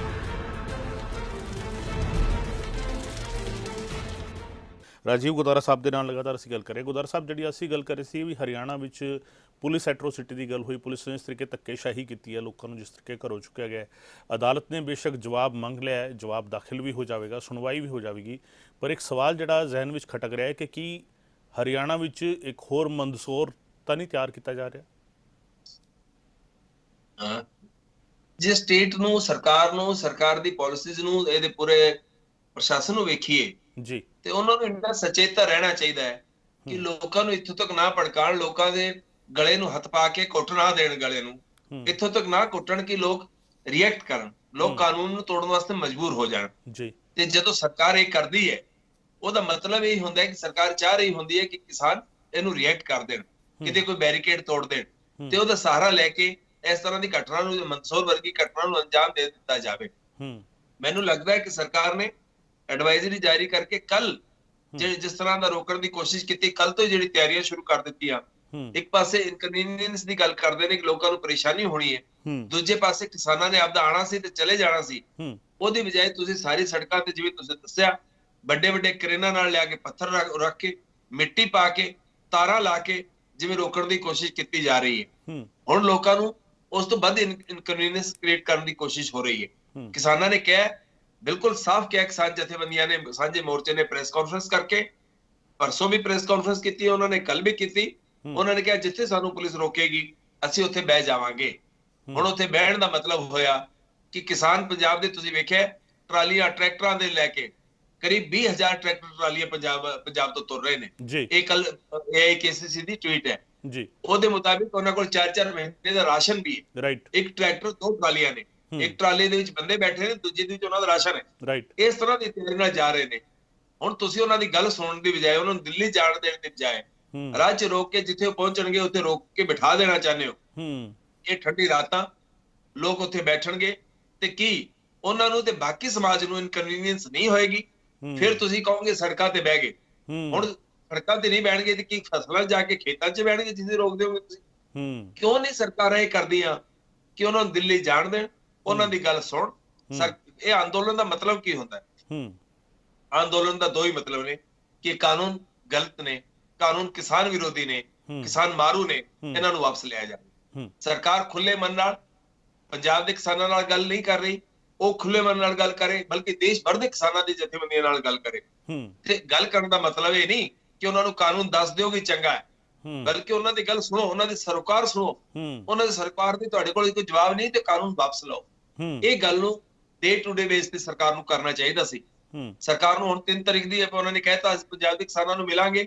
ਇਹ ਕਰਨ ਦੀ ਬਜਾਏ ਸਰਕਾਰ ਨੂੰ ਚਾਹੀਦਾ ਸੀ ਕਿ ਤੁਸੀਂ ਦਿੱਲੀ ਆਓ, ਤੁਹਾਡੇ ਲੋਕ ਵੀ ਆਣ ਤੇ ਅਸੀਂ ਲਗਾਤਾਰ ਤੁਹਾਡੇ ਨਾਲ ਡੇ ਟੂ ਡੇ ਬਹਿ ਕੇ ਇਸ ਪੂਰੀ ਚਰਚਾ 'ਚ ਗੱਲ ਕਰਾਂਗੇ। ਰਾਜੀਵ ਜੀ, ਕਿਤੇ ਇਹ ਤਾਂ ਨਹੀਂ ਜਿਹੜੇ ਸੱਦੇ ਦਿੱਤੇ ਜਾ ਰਹੇ ਹੈ, ਇਹ ਮੀਟਿੰਗ ਲਈ ਸੱਦਿਆ ਜਾਣਾ, 3 ਦਸੰਬਰ ਨੂੰ ਮੀਟਿੰਗ ਰੱਖ ਲਾਂਗੇ, ਇਹ ਸਿਰਫ ਵਿਖਾਵਾ ਕੀਤਾ ਜਾ ਰਿਹਾ ਹੋਵੇ? ਸਰ ਇਹ ਤਾਂ ਮੈਂ ਉਹੀ ਕਹਿ ਰਿਹਾ ਨਾ, ਇਹ ਤਾਂ ਦਿਖਾਵਾ ਹੀ ਹੈ ਨਾ। ਇੱਕ ਪਾਸੇ ਤੁਸੀਂ ਲੋਕਾਂ ਨੂੰ ਦਿੱਲੀ ਆਣ ਨਹੀਂ ਦੇ ਰਹੇ, ਦੂਜੇ ਪਾਸੇ ਤੁਸੀਂ ਕਹਿੰਦੇ ਅਸੀਂ ਗੱਲ ਕਰਾਂਗੇ। ਇਹਦਾ ਮਤਲਬ ਹੈ ਤੁਸੀਂ ਲੋਕਾਂ ਨੂੰ ਬੋਲਣ ਨਹੀਂ ਦੇ ਰਹੇ। ਤੇ ਮੈਂ ਤਾਂ ਇਹ ਕਹਿ ਰਿਹਾ ਕਿ ਕਿਸਾਨ ਜਥੇਬੰਦੀਆਂ ਦੇਸ਼ ਭਰ ਦੀਆਂ ਨੇ, ਉਹਨਾਂ ਨੂੰ ਸ਼ਾਮਿਲ ਕਰੋ, ਪੰਜਾਬ ਦੇ ਨਾਲ ਨਾਲ ਬਾਕੀਆਂ ਨੂੰ ਵੀ ਸ਼ਾਮਿਲ ਕਰੋ, ਇੱਕ ਸਾਂਝੀ ਗੱਲ ਕਰੋ, ਲਗਾਤਾਰ ਗੱਲ ਚਲਾਓ। ਤੁਹਾਡੇ ਸਰਕਾਰੀ ਅਮਲਾ ਉੱਥੇ ਹੋਏ, ਤੁਹਾਡੇ ਸਰਕਾਰ ਦੇ ਪ੍ਰਤੀਨਿਧੀ ਉੱਥੇ ਹੋਣ, ਮੰਤਰੀ ਉੱਥੇ ਹੋਏ, ਪ੍ਰਧਾਨ ਮੰਤਰੀ ਆਪ ਵੀ ਗੱਲ ਕਰੇ ਤੇ ਕੀ ਦਿੱਕਤ ਹੈ? ਇਸ ਤਰ੍ਹਾਂ ਦੀ ਕਿਸਾਨ ਜਥੇਬੰਦੀਆਂ ਨਾਲ ਗੱਲ ਕਰਕੇ ਡੇ ਟੂ ਡੇ ਕਰਕੇ ਇਸ ਮਾਮਲੇ ਨੂੰ ਨਿਪਟਾਇਆ ਜਾਵੇ। ਆਖਿਰ ਐਡੀ ਕੀ ਆਖਿਰ ਆ ਗਈ ਹੈ ਕਿ ਕਰੋਨਾ ਦੇ ਦੌਰ ਦੇ ਵਿੱਚ ਤੁਸੀਂ ਬੈਕਡੋਰ ਤੋਂ ਇਹ ਕਾਨੂੰਨ ਲੈ ਕੇ ਆਏ, ਜਿਨ੍ਹਾਂ ਕਾਨੂੰਨਾਂ ਬਾਰੇ ਅੱਜ ਤੱਕ ਦੇਸ਼ ਦੀ ਕਿਸੇ ਜਥੇਬੰਦੀ ਨੇ, ਕਿਸੇ ਪੋਲੀਟੀਕਲ ਪਾਰਟੀ ਨੇ ਇਹ ਨਹੀਂ ਕਿਹਾ ਕਿ ਅਸੀਂ ਇਹ ਕਾਨੂੰਨ ਲੈਣ ਜਾ ਰਹੇ ਹਾਂ। ਕਿਸੇ ਨੇ ਮੰਗ ਨਹੀਂ ਕੀਤੀ, ਕਿਸੇ ਦੇ ਮੈਨੀਫੈਸਟੋ 'ਚ ਨਹੀਂ, ਕਿਸੇ ਕਿਸਾਨ ਜਥੇਬੰਦੀ ਨੇ ਗੱਲ ਨਹੀਂ ਕੀਤੀ। ਬਲਕਿ ਗਗਨ ਜੀ ਤੁਸੀਂ ਵੇਖੋਗੇ RSS ਦੀ ਜਿਹੜੀ ਕਿਸਾਨ ਜਥੇਬੰਦੀ ਹੈ ਉਹ ਵੀ ਇਹਨਾਂ ਕਾਨੂੰਨਾਂ ਦੇ ਸਮਰਥਨ ਦੇ ਵਿੱਚ ਨਹੀਂ ਖੜੀ ਹੈ। ਅੱਜ ਦੇਸ਼ ਦੀ ਇੱਕ ਵੀ ਕਿਸਾਨ ਮਜ਼ਦੂਰ ਕੋਈ ਜਥੇਬੰਦੀ ਇਹਨਾਂ ਕਾਨੂੰਨਾਂ ਦੇ ਹੱਕ 'ਚ ਨਹੀਂ ਖੜੀ ਹੈ। ਆਖਿਰ ਇਹਨਾਂ ਦੇ ਹੱਕ 'ਚ ਕੌਣ ਖੜਾ ਹੈ? ਵੱਡਾ ਪੂੰਜੀਪਤੀ। ਉਹ ਵੱਡਾ ਵਪਾਰੀ ਜਿਨ੍ਹਾਂ ਨੇ ਸਾਰੇ ਕੁਝ ਨੂੰ ਆਪਦੇ ਕਬਜ਼ੇ 'ਚ ਕਰ ਲੈਣਾ ਹੈ। ਇਹ ਜਿਹੜੀ ਮੋਨੋਪੋਲੀ ਕ੍ਰੀਏਟ ਕਰਨ ਦੀ ਕੋਸ਼ਿਸ਼ ਹੋ ਰਹੀ ਹੈ, ਇਹ ਜਿਹੜੀ ਕਿਸਾਨਾਂ ਨੂੰ ਖੇਤੀ ਤੋਂ ਉਜਾੜਨ ਦੀ ਕੋਸ਼ਿਸ਼ ਹੋ ਰਹੀ ਹੈ, ਇਹ ਇਸੇ ਕਰਕੇ ਉਹਨੂੰ ਪੱਕਾ ਕਰਨ ਵਾਸਤੇ ਤੇ ਨਾਲ ਇਹ ਸੁਨੇਹਾ ਦੇਣ ਵਾਸਤੇ ਕਿ ਅਸੀਂ ਰਾਜ ਦੇ ਵਿੱਚ ਆ, ਸਾਡੇ ਕੋਲ ਮੈਜੋਰਿਟੀ ਹੈ, ਤੁਸੀਂ ਸਾਡੇ ਖਿਲਾਫ ਬੋਲੋਗੇ ਅਸੀਂ ਸੁਣਨਾ ਵੀ ਨਹੀਂ, ਤੇ ਜ਼ਿਆਦਾ ਕੋਸ਼ਿਸ਼ ਕਰੋਗੇ ਤੁਹਾਨੂੰ ਤਾਰਾਂ ਲਾ ਕੇ ਪੱਥਰ ਪਾ ਕੇ ਤੁਹਾਨੂੰ ਆਪਦੇ ਖੇਤਰ ਦੇ ਵਿੱਚ ਰੋਕ ਦਿੱਤਾ ਜਾਏਗਾ। ਇੱਕ ਹੋਰ ਸਵਾਲ ਸੀਗਾ ਰਾਜੀਵ, ਜਦੋਂ ਸਰਕਾਰ ਇਹ ਕਦਮ ਚੁੱਕਦੀ ਹੈ, ਸਰਕਾਰ ਇਸ ਤਰੀਕੇ ਦੀ ਰੋਕ ਲਗਾਉਂਦੀ ਹੈ, NH ਤੇ ਖਾਸ ਕਰਕੇ ਹਾਈਵੇਜ਼ ਜਿਹੜੇ ਹੈਗੇ ਆ ਉਸ ਨੂੰ ਰੋਕਣਾ ਕਾਨੂੰਨੀ ਤਰੀਕੇ ਨਾਲ ਇਹ ਮੰਨਿਆ ਜਾਂਦਾ ਹੈ ਕਿ ਜੁਰਮ ਹੈ। ਇਸ ਤੇ ਵੀ ਇੱਕ ਪਟੀਸ਼ਨ ਪਾਉਣ ਦੀ ਤਿਆਰੀ ਬੀਤੇ ਦਿਨ ਚੱਲ ਰਹੀ ਸੀਗੀ ਕਿ ਸਰਕਾਰ ਜਦੋਂ ਆਪਣੇ ਆਪ ਹੀ ਬਿਨਾਂ ਕਿਸੇ ਸਿੰਪਟਮ ਦੇ, ਬਿਨਾਂ ਕਿਸੇ ਅਜਿਹੇ ਹਾਲਾਤ ਦੇ ਜਦੋਂ ਹਾਈਵੇ ਨੂੰ ਆਪ ਬਲੌਕ ਕਰ ਰਹੀ ਹੈ, ਤਾਂ ਕਿ ਸਰਕਾਰ ਨੂੰ ਵੀ ਕਾਨੂੰਨ ਦੇ ਦਾਇਰੇ ਵਿੱਚ ਖੜਾ ਕੀਤਾ ਜਾ ਸਕਦਾ ਹੈ, ਕੁਐਸਚਨ ਕੀਤਾ ਜਾ ਸਕਦਾ ਹੈ ਕਿ ਉਹ ਹਾਈਵੇ ਨੂੰ ਕਿਉਂ ਬਲੌਕ ਕਰ ਰਹੇ ਨੇ। ਸਰ ਬਿਲਕੁਲ ਸਰਕਾਰਾਂ ਨੂੰ ਕਾਨੂੰਨ ਦੇ ਦਾਇਰੇ ਦੇ ਵਿੱਚ ਲੋਕਾਂ ਦੇ ਰਾਜ ਦੇ ਮੁਤਾਬਿਕ ਖੜੇ ਹੋਣਾ ਚਾਹੀਦਾ ਹੈ, ਕੋਰਟਾਂ ਨੂੰ ਸੁਨਿਸ਼ਚਿਤ ਕਰਨਾ ਚਾਹੀਦਾ ਹੈ। ਤੁਸੀਂ ਵੇਖੋਗੇ ਕਿ ਜਦੋਂ ਅਰਨਬ ਗੋਸਵਾਮੀ ਨੂੰ ਚੁੱਕ ਲਿਆ ਗਿਆ ਸੀ ਜਾਂ ਗ੍ਰਿਫਤਾਰ ਕਰ ਲਿਆ ਗਿਆ ਸੀ ਇੱਕ FIR ਦੇ ਤਹਿਤ, ਉਦੋਂ ਕਿਸ ਤਰ੍ਹਾਂ ਕੋਰਟਾਂ ਐਕਟਿਵ ਹੋ ਗਿਆ ਸੀ, ਕਿਵੇਂ ਤੁਰੰਤ ਕਾਰਵਾਈ ਤੇ ਸੁਣਵਾਈ ਹੋ ਰਹੀ ਸੀ। ਤੇ ਹਰਿਆਣੇ ਦੇ ਵਿੱਚ ਜਿਹੜੇ ਕਿਸਾਨਾਂ ਨੂੰ ਫੜ ਲਿਆ ਗਿਆ ਰਾਤ ਨੂੰ, ਉਹਨਾਂ ਦੀ ਸੁਣਵਾਈ ਤਾਂ ਨਹੀਂ ਹੋ ਰਹੀ, ਉਹਨਾਂ ਦੇ ਉੱਥੇ ਜ਼ਮਾਨਤਾਂ ਨਹੀਂ ਲਈ ਜਾ ਰਹੀਆਂ, ਉਹਨਾਂ ਨੂੰ ਦੱਸਿਆ ਨਹੀਂ ਜਾ ਰਿਹਾ, ਪੁੱਛਿਆ ਨਹੀਂ ਜਾ ਰਿਹਾ। ਤੇ ਹਾਈ ਕੋਰਟ ਨੇ ਵੀ ਜਦੋਂ ਸੰਗਿਆਨ ਲਿਆ, ਉਹਦੇ ਸਰਕਾਰੀ ਵਕੀਲ ਨੇ ਨੋਟਿਸ ਐਕਸੈਪਟ ਕਰ ਲਿਆ, ਉਸ ਤੋਂ ਬਾਅਦ 26 ਤਾਰੀਖ ਪਾ ਦਿੱਤੀ ਗਈ। ਅੱਜ 26 ਤਾਰੀਖ ਨੂੰ ਸੁਣਵਾਈ ਹੋਣੀ ਹੈ। 26 ਤਾਰੀਖ ਨੂੰ ਮੈਨੂੰ ਲੱਗਦਾ ਹੈ 12-1 ਵਜੇ ਤੱਕ ਜਾ ਕੇ ਸੁਣਵਾਈ ਹੋਏਗੀ। ਹੁਣ ਇਹ ਸੁਣਵਾਈ ਹੋ ਗਈ, ਸਰਕਾਰ ਨੂੰ ਕੋਰਟ ਨੇ ਕਹਿ ਵੀ ਦਿੱਤਾ ਕਿ ਤੁਸੀਂ ਗਲਤ ਗ੍ਰਿਫਤਾਰੀਆਂ ਕੀਤੀਆਂ ਨੇ। ਫਿਰ ਜਦੋਂ ਤੱਕ ਉਹਨਾਂ ਨੂੰ ਛੱਡਿਆ ਜਾਏਗਾ, ਮਤਲਬ ਬਿਲਕੁਲ ਪੋਜ਼ਿਟਿਵ ਫੈਸਲਾ ਵੀ ਆ ਜਾਵੇ, ਉਦੋਂ ਤੱਕ ਸਰਕਾਰ ਜਿਹੜਾ ਚਾਹੁੰਦੀ ਉਹ ਪੂਰਾ ਹੋ ਚੁੱਕਿਆ ਹੋਏਗਾ। ਸਰਕਾਰ ਚਾਹੁੰਦੀ ਕੀ ਸੀ, ਹਰਿਆਣੇ ਭਰ ਦੇ ਵਿੱਚੋਂ ਹੁਣ 100 ਬੰਦੇ ਕਿਸਾਨ ਲੀਡਰ ਚੁੱਕ ਲਏ ਗਏ ਨੇ। ਕੱਲ ਰਿਵਾੜੀ ਦੇ ਵਿੱਚ ਜਿਹੜੀ ਮਹਿਲਾ ਕਾਰਜਕਰਤਾਵਾਂ ਨੇ ਕਿਸਾਨ ਜਥੇਬੰਦੀਆਂ ਦੀਆਂ, ਜੈਕਸਨ ਅੰਦੋਲਨ ਦੀ ਰਾਜਬਾਲਾ ਜੀ ਤੇ ਕੁਸੁਮ ਯਾਦਵ ਜੀ, ਉਹਨਾਂ ਦੇ ਘਰ ਵੀ ਪੁਲਿਸ ਗਈ। ਪੁਲਿਸ ਰਾਤ ਹੋਣ ਤੋਂ ਬਾਅਦ ਵੀ ਗਈ, ਦਿਨ ਛਿਪਣ ਤੋਂ ਬਾਅਦ, ਤੇ ਮਹਿਲਾ ਪੁਲਿਸ ਨਹੀਂ ਸੀ ਉਹਦੇ ਨਾਲ। ਇਹ ਜਦੋਂ ਇਸ ਤਰ੍ਹਾਂ ਦਾ ਦਬਾਅ ਬਣਾਇਆ ਜਾ ਰਿਹਾ, 100 ਕਿਸਾਨ ਗ੍ਰਿਫਤਾਰ ਕਰ ਲਏ ਗਏ ਨੇ, ਉਦੋਂ ਕੋਸ਼ਿਸ਼ ਇਹ ਸੀ ਕਿ ਕਿਸਾਨ ਬਾਹਰ ਹੀ ਨਾ ਨਿਕਲਣ, ਉਹਨਾਂ ਨੂੰ ਡਰਾ ਦਿੱਤਾ ਜਾਵੇ, ਉਹਨਾਂ ਦੀ ਲੀਡਰਸ਼ਿਪ ਨੂੰ ਬੰਦ ਕਰ ਦਿੱਤਾ ਜਾਵੇ। ਇਹ ਸਾਰੀ ਜਿਹੜੀ ਕੋਸ਼ਿਸ਼ਾਂ ਹੋ ਰਹੀਆਂ ਨੇ, ਉਦੋਂ ਹਾਈ ਕੋਰਟ ਨੂੰ ਵੀ ਦੇਖਣਾ ਚਾਹੀਦਾ ਸੀ ਕਿ ਇਹਦੇ ਵਿੱਚ ਜਦੋਂ ਨੋਟਿਸ ਐਕਸੈਪਟ ਕੀਤਾ ਗਿਆ, ਉਸ ਤੋਂ ਬਾਅਦ ਤੁਰੰਤ ਹੀ ਇਹਦੀ ਸੁਣਵਾਈ ਕਰਕੇ ਉਹਨਾਂ ਦੇ ਰਿਪਲਾਈ ਸਰਕਾਰ ਤੋਂ ਲੈਣਾ ਚਾਹੀਦਾ ਸੀ, ਤੇ ਉਹਨਾਂ ਨੂੰ 25 ਤਾਰੀਖਾਂ ਦੇ ਉਹਨਾਂ ਦੀ ਰਿਹਾਈ ਦੇ ਆਦੇਸ਼ ਹੋਣੇ ਚਾਹੀਦੇ ਸੀ, ਕਿਉਂਕਿ ਗੈਰ ਕਾਨੂੰਨੀ ਗ੍ਰਿਫਤਾਰੀਆਂ ਸੀਗੀਆਂ। ਗ੍ਰਿਫਤਾਰੀਆਂ ਕਾਹਦੇ ਵਿੱਚ ਨੇ? 107-51 107 ਕੀ ਕਹਿੰਦੀ ਹੈ ਕਿ ਜੇ ਸਰਕਾਰ ਮੈਜਿਸਟ੍ਰੇਟ ਨੂੰ ਕਿਸੇ ਇਨਫੋਰਮੇਸ਼ਨ ਤੋਂ ਲੱਗੇ ਕਿ ਬਈ ਬੰਦਾ ਸ਼ਾਂਤੀ ਭੰਗ ਕਰ ਸਕਦਾ, ਕਿ ਉਹਦੇ ਕੋਲੋਂ ਮੁਚਲਕਾ ਲੈ ਲਓ, ਉਹਦੇ ਕੋਲੋਂ ਜ਼ਮਾਨਤ ਲੈ ਲਓ ਕਿ ਬਈ ਮੈਂ ਇਹ ਨਹੀਂ ਕਰਾਂਗਾ, ਦੈਟਸ ਆਲ, ਗੱਲ ਖਤਮ। ਐਸੇ ਤਰ੍ਹਾਂ 151 ਦੇ ਵਿੱਚ ਪੁਲਿਸ ਨੂੰ ਲੱਗਦਾ ਹੈ ਕਿ ਇਹ ਬੰਦਾ ਕੋਈ ਸੰਘਿਆ ਅਪਰਾਧ, ਕੋਗਨੀਜ਼ੇਬਲ ਆਫੈਂਸ, ਇਹ ਜਿਹਾ ਅਪਰਾਧ ਜਿਹੜਾ ਗੰਭੀਰ ਹੈ ਉਹ ਕਰ ਸਕਦਾ ਹੈ, ਤੇ ਉਹਦੇ ਕੋਲੋਂ ਵੀ ਮੁਚਲਕਾ ਲੈ ਲਓ, ਜ਼ਮਾਨਤ ਲੈ ਲਓ। ਇੰਨਾ ਹੀ ਤਾਂ ਕੰਮ ਸੀ, ਇੰਨਾ ਹੀ ਕਰਨਾ ਸੀ। ਜੇਲ੍ਹ ਭੇਜਣਾ ਕਿੱਥੋਂ ਆ ਗਿਆ ਵਿੱਚ? ਤੇ ਫਿਰ ਕੋਈ ਪੁਲਿਸ ਅਫਸਰ ਕਿਤੇ ਇਹ ਤਾਂ ਦੱਸੇ ਕਿਹੜੇ ਆਧਾਰ ਤੇ ਉਹਨਾਂ ਨੂੰ ਲੱਗਿਆ ਕਿ ਮਹਿਲਾ ਕਿਸਾਨ ਨੇਤਰੀ ਰਾਜਬਾਲਾ ਤੇ ਕੁਸੁਮ ਯਾਦਵ ਉਹ ਕੀ ਸੰਘੇ ਅਪਰਾਧ ਕਰ ਜਾ ਰਹੀਆਂ ਸੀ। ਪ੍ਰਹਲਾਦ ਸਿੰਘ ਬਾਰੂਖੇੜਾ 6 ਅਕਤੂਬਰ ਤੋਂ ਸਿਰਸਾ ਦੇ ਪੱਕੇ ਮੋਰਚੇ ਤੇ ਬੈਠੇ ਸੀ ਦਿਨ ਰਾਤ, ਉਹ ਕੀ ਸੰਘੇ ਅਪਰਾਧ ਕਰਨ ਜਾ ਰਹੇ ਸੀ। SP ਸਿੰਘ ਤੇ ਗੁਰਪ੍ਰੇਮ ਜਿਹੜਾ ਖੁਈਆ ਮਲਕਾਣਾ ਬੈਠੇ ਸੀ, ਉਹ ਕੀ ਸੰਘੇ ਅਪਰਾਧ ਕਰਨ ਜਾ ਰਹੇ ਸੀ। ਹਰਿਆਣੇ ਭਰ ਦੇ ਵਿੱਚ ਇਸ ਤਰ੍ਹਾਂ, ਹਿਸਾਰ ਦੇ ਵਿੱਚ ਨੇ, ਰੋਹਤਕ ਵਿੱਚ ਨੇ, ਝੱਜਰ ਦੇ ਵਿੱਚ ਨੇ, ਰੇਵਾੜੀ ਦੇ ਵਿੱਚ ਨੇ, ਆਖਿਰ ਉਹ ਕਰਨ ਕੀ ਜਾ ਰਹੇ ਸੀ? ਕੋਈ ਠੋਸ ਵਜ੍ਹਾ ਨਹੀਂ ਹੈਗੀ, ਸਿਰਫ ਸਰਕਾਰ ਦੇ ਕਹਿਣ ਤੇ ਪੁਲਿਸ ਜਿਹੜੀ ਹੈਗੀ ਹੈ ਕਦਮ ਚੁੱਕਦੀ ਕਿਤੇ ਨਾ ਕਿਤੇ ਨਜ਼ਰ ਆਉਂਦੀ ਹੈ। ਤੇ ਜਦੋਂ ਇਸ ਤਰ੍ਹਾਂ ਦੇ ਕਦਮ ਚੁੱਕੇ ਜਾਂਦੇ ਤਾਂ ਫਿਰ ਸਵਾਲ ਖੜੇ ਹੁੰਦੇ ਹੈ ਕਿ ਸਰਕਾਰ ਦੀ ਆਖਿਰ ਮਨਸ਼ਾ ਕੀ ਹੈ। ਸਰਕਾਰਾਂ ਜਿਹੜੀ ਦਾਅਵੇ ਕਰਦੀਆਂ ਨੇ ਕਿ ਲੋਕਾਂ ਨੂੰ ਦਿੱਕਤ ਹੋਏਗੀ, ਅਸੀਂ ਇਹ ਨਹੀਂ ਚਾਹੁੰਦੇ, ਲੋਕਾਂ ਨੂੰ ਇਹ ਪਰੇਸ਼ਾਨੀ ਆਏਗੀ, ਅਸੀਂ ਇਹ ਨਹੀਂ ਚਾਹੁੰਦੇ, ਇਸ ਲਈ ਅਸੀਂ ਇਹ ਪ੍ਰੀਕਾਸ਼ਨਰੀ ਮੈਜ਼ਰਸ ਲੈ ਰਹੇ ਹਾਂ। ਇਹ ਪ੍ਰੀਕਾਸ਼ਨਰੀ ਮੈਜ਼ਰਸ ਦੀ ਡੈਫੀਨੇਸ਼ਨ ਜਦੋਂ ਦਿੱਤੀ ਜਾਂਦੀ ਹੈ ਤਾਂ ਫਿਰ ਕੀ ਕੁਝ ਕਿਹਾ ਜਾਂਦਾ ਹੈ, ਇਹ ਸਮਝਣਾ ਵੀ ਆਪਣੇ ਆਪ ਵਿੱਚ ਜ਼ਰੂਰੀ ਹੈ। ਔਰ ਇਸ ਸਭ ਦੇ ਵਿਚਾਲੇ ਦੇਸ਼ ਦਾ ਮੀਡੀਆ ਜਿਹੜਾ ਆਪਣੇ ਆਪ ਨੂੰ ਕਹਿੰਦਾ ਉਹ ਕੀ ਕੁਝ ਕਹਿ ਰਿਹਾ ਔਰ ਉਸ ਤੇ ਕਿਸਾਨ ਕੀ ਪ੍ਰਤੀਕਰਮ ਦੇ ਰਹੇ ਨੇ, ਇਹ ਵੀ ਸਮਝਾਂਗੇ। ਇੱਕ ਛੋਟਾ ਜਿਹਾ ਬ੍ਰੇਕ ਲੈ ਰਹੇ, ਬ੍ਰੇਕ ਤੋਂ ਬਾਅਦ ਛੇਤੀ ਵਾਪਸ ਆ ਰਹੇ ਹਾਂ। ਰਾਜੀਵ ਗੁਦਾਰਾ ਸਾਹਿਬ ਲਗਾਤਾਰ ਸਾਡੇ ਨਾਲ ਮੌਜੂਦ ਨੇ, ਕਾਲਰ ਵੀ ਸਾਡੇ ਨਾਲ ਜੁੜੇ ਹੋਏ ਨੇ, ਪਹਿਲਾਂ ਉਹਨਾਂ ਨਾਲ ਗੱਲ ਕਰਦੇ ਹਾਂ। ਹੈਲੋ ਹੈਲੋ, ਹਾਂਜੀ, ਸਤਿ ਸ਼੍ਰੀ ਅਕਾਲ ਜੀ। ਜਵਾਨ ਜੀ, ਸਤਿ ਸ਼੍ਰੀ ਅਕਾਲ ਜੀ। ਸਰ ਕੌਣ ਬੋਲ ਰਹੇ ਹੋ, ਕਿੱਥੋਂ ਬੋਲ ਰਹੇ ਹੋ ਜੀ? ਮੈਂ ਰਜਿੰਦਰ ਬੋਲ ਰਿਹਾ ਜੀ, ਨਿਊਯਾਰਕ ਤੋਂ। ਜੀ ਰਜਿੰਦਰ ਜੀ, ਕੀ ਕਹਿਣਾ ਚਾਹੋਗੇ? ਮੈਂ ਇਹੀ ਕਹਿਣਾ ਚਾਹੁੰਦਾ ਕਿ ਕਿਸਾਨ ਨੂੰ ਇੱਕ ਕਿਸਮ ਦਾ ਉਹਨਾਂ ਨੂੰ ਖਤਮ ਕਰਨਾ ਚਾਹੁੰਦੇ ਆ। ਅਗਰ ਕਿਸਾਨ ਖੁਸ਼ਹਾਲ ਹੋਏਗਾ ਤਾਂ ਸਾਰਾ ਮੁਲਕ ਖੁਸ਼ਹਾਲ ਹੋਏਗਾ। ਯਾਨੀ ਜੋ ਅਨਾਜ ਕਿਸਾਨ ਪੈਦਾ ਕਰਦਾ ਹੈ ਸਾਰੇ ਮੁਲਕ ਵਾਸਤੇ ਉਹ ਪੈਦਾ ਕਰਦਾ, ਆਪਣੇ ਵਾਸਤੇ ਨਹੀਂ ਹੈ। ਸਾਰੀ ਦੁਨੀਆ ਆਪਣੇ ਮੁਲਕ ਵਾਸਤੇ ਸੋਚਦਾ ਹੈ। ਤੇ 2% ਪੂੰਜੀਵਾਦੀਆਂ ਵਾਸਤੇ ਇਹ ਗਵਰਨਮੈਂਟ ਖੜੀ ਹੈ ਨਾਲ, ਤੇ 98% ਜਿਹੜੇ ਗਰੀਬ ਕਿਸਾਨ ਹੈਗੇ ਹੈ ਉਹਨਾਂ ਨੂੰ ਟੋਟਲੀ ਖਤਮ ਕਰਨਾ ਚਾਹੁੰਦੀ ਹੈ। ਕੈਪੀਟਲਿਸਟ ਕੰਟਰੀ ਬਣਾਉਣਾ ਚਾਹੁੰਦੀ ਹੈ ਇੰਡੀਆ ਨੂੰ। ਤੇ ਹਾਲਾਂਕਿ ਇਹ ਗੱਲ ਨਹੀਂ ਹੈ ਕਿ ਅਮਰੀਕਾ ਵੀ ਕੈਪੀਟਲਿਸਟ ਕੰਟਰੀ ਹੈ, ਲੇਕਿਨ ਕਿਸਾਨਾਂ ਦੀ ਇੱਥੇ ਇੰਨੀ ਕੇਅਰ ਹੈਗੀ ਹੈ, ਇੰਨੀ ਕਦਰ ਹੈਗੀ ਹੈ। ਤੇ ਇਹਨਾਂ ਕੋਲੋਂ ਇਹਨਾਂ ਕੁਝ ਸਿੱਖਣਾ ਚਾਹੀਦਾ। ਪਤਾ ਨਹੀਂ ਕਿਉਂ ਇਹਨਾਂ ਦੀ ਸੋਚ ਇਹੋ ਜਿਹੀ ਹੈਗੀ ਹੈ ਕਿ ਜਿਹੜੀ ਹੁਣ ਇੱਕ ਚੀਜ਼ ਕਿਸਾਨ ਦੀ ਰਹਿ ਗਈ ਹੈ ਉਹਨਾਂ ਕੋਲ ਆਪਣੀ, ਉਹ ਵੀ ਇਹਨਾਂ ਨੇ ਉਹ ਜ਼ਮੀਨਾਂ ਵੀ ਕਹਿੰਦੇ ਉਹ ਵੀ ਕਿਸੇ ਤਰੀਕੇ ਨਾਲ ਇਹਨਾਂ ਕੋਲ ਲੈ ਲੈਣ।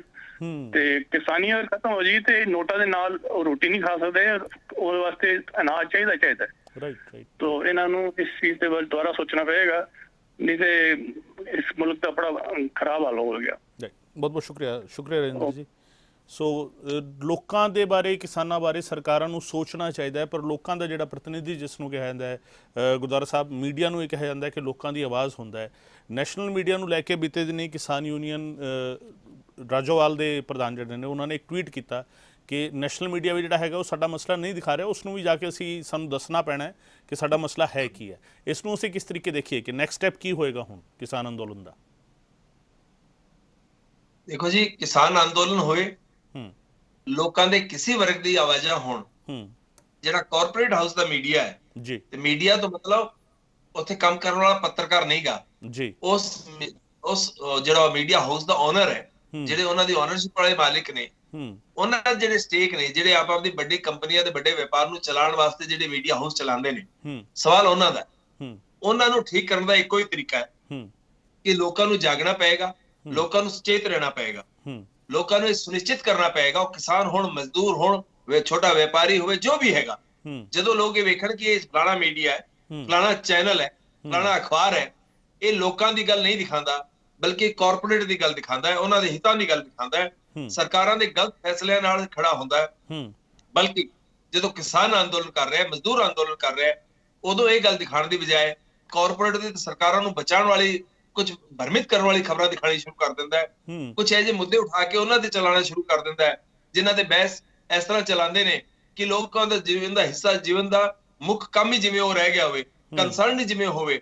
ਜਿਹੜਾ ਮੀਡੀਆ ਲੋਕਾਂ ਦੇ ਹਿੱਤਾਂ ਨਾਲ ਜੁੜੇ, ਲੋਕਾਂ ਦੇ ਸਰੋਕਾਰ ਨਾਲ ਜੁੜੇ ਮੁੱਦਿਆਂ ਤੇ ਗੱਲ ਨਹੀਂ ਕਰਦਾ, ਉਹਨੂੰ ਵੇਖਣਾ ਲੋਕਾਂ ਨੂੰ ਬੰਦ ਕਰਨਾ ਪਏਗਾ।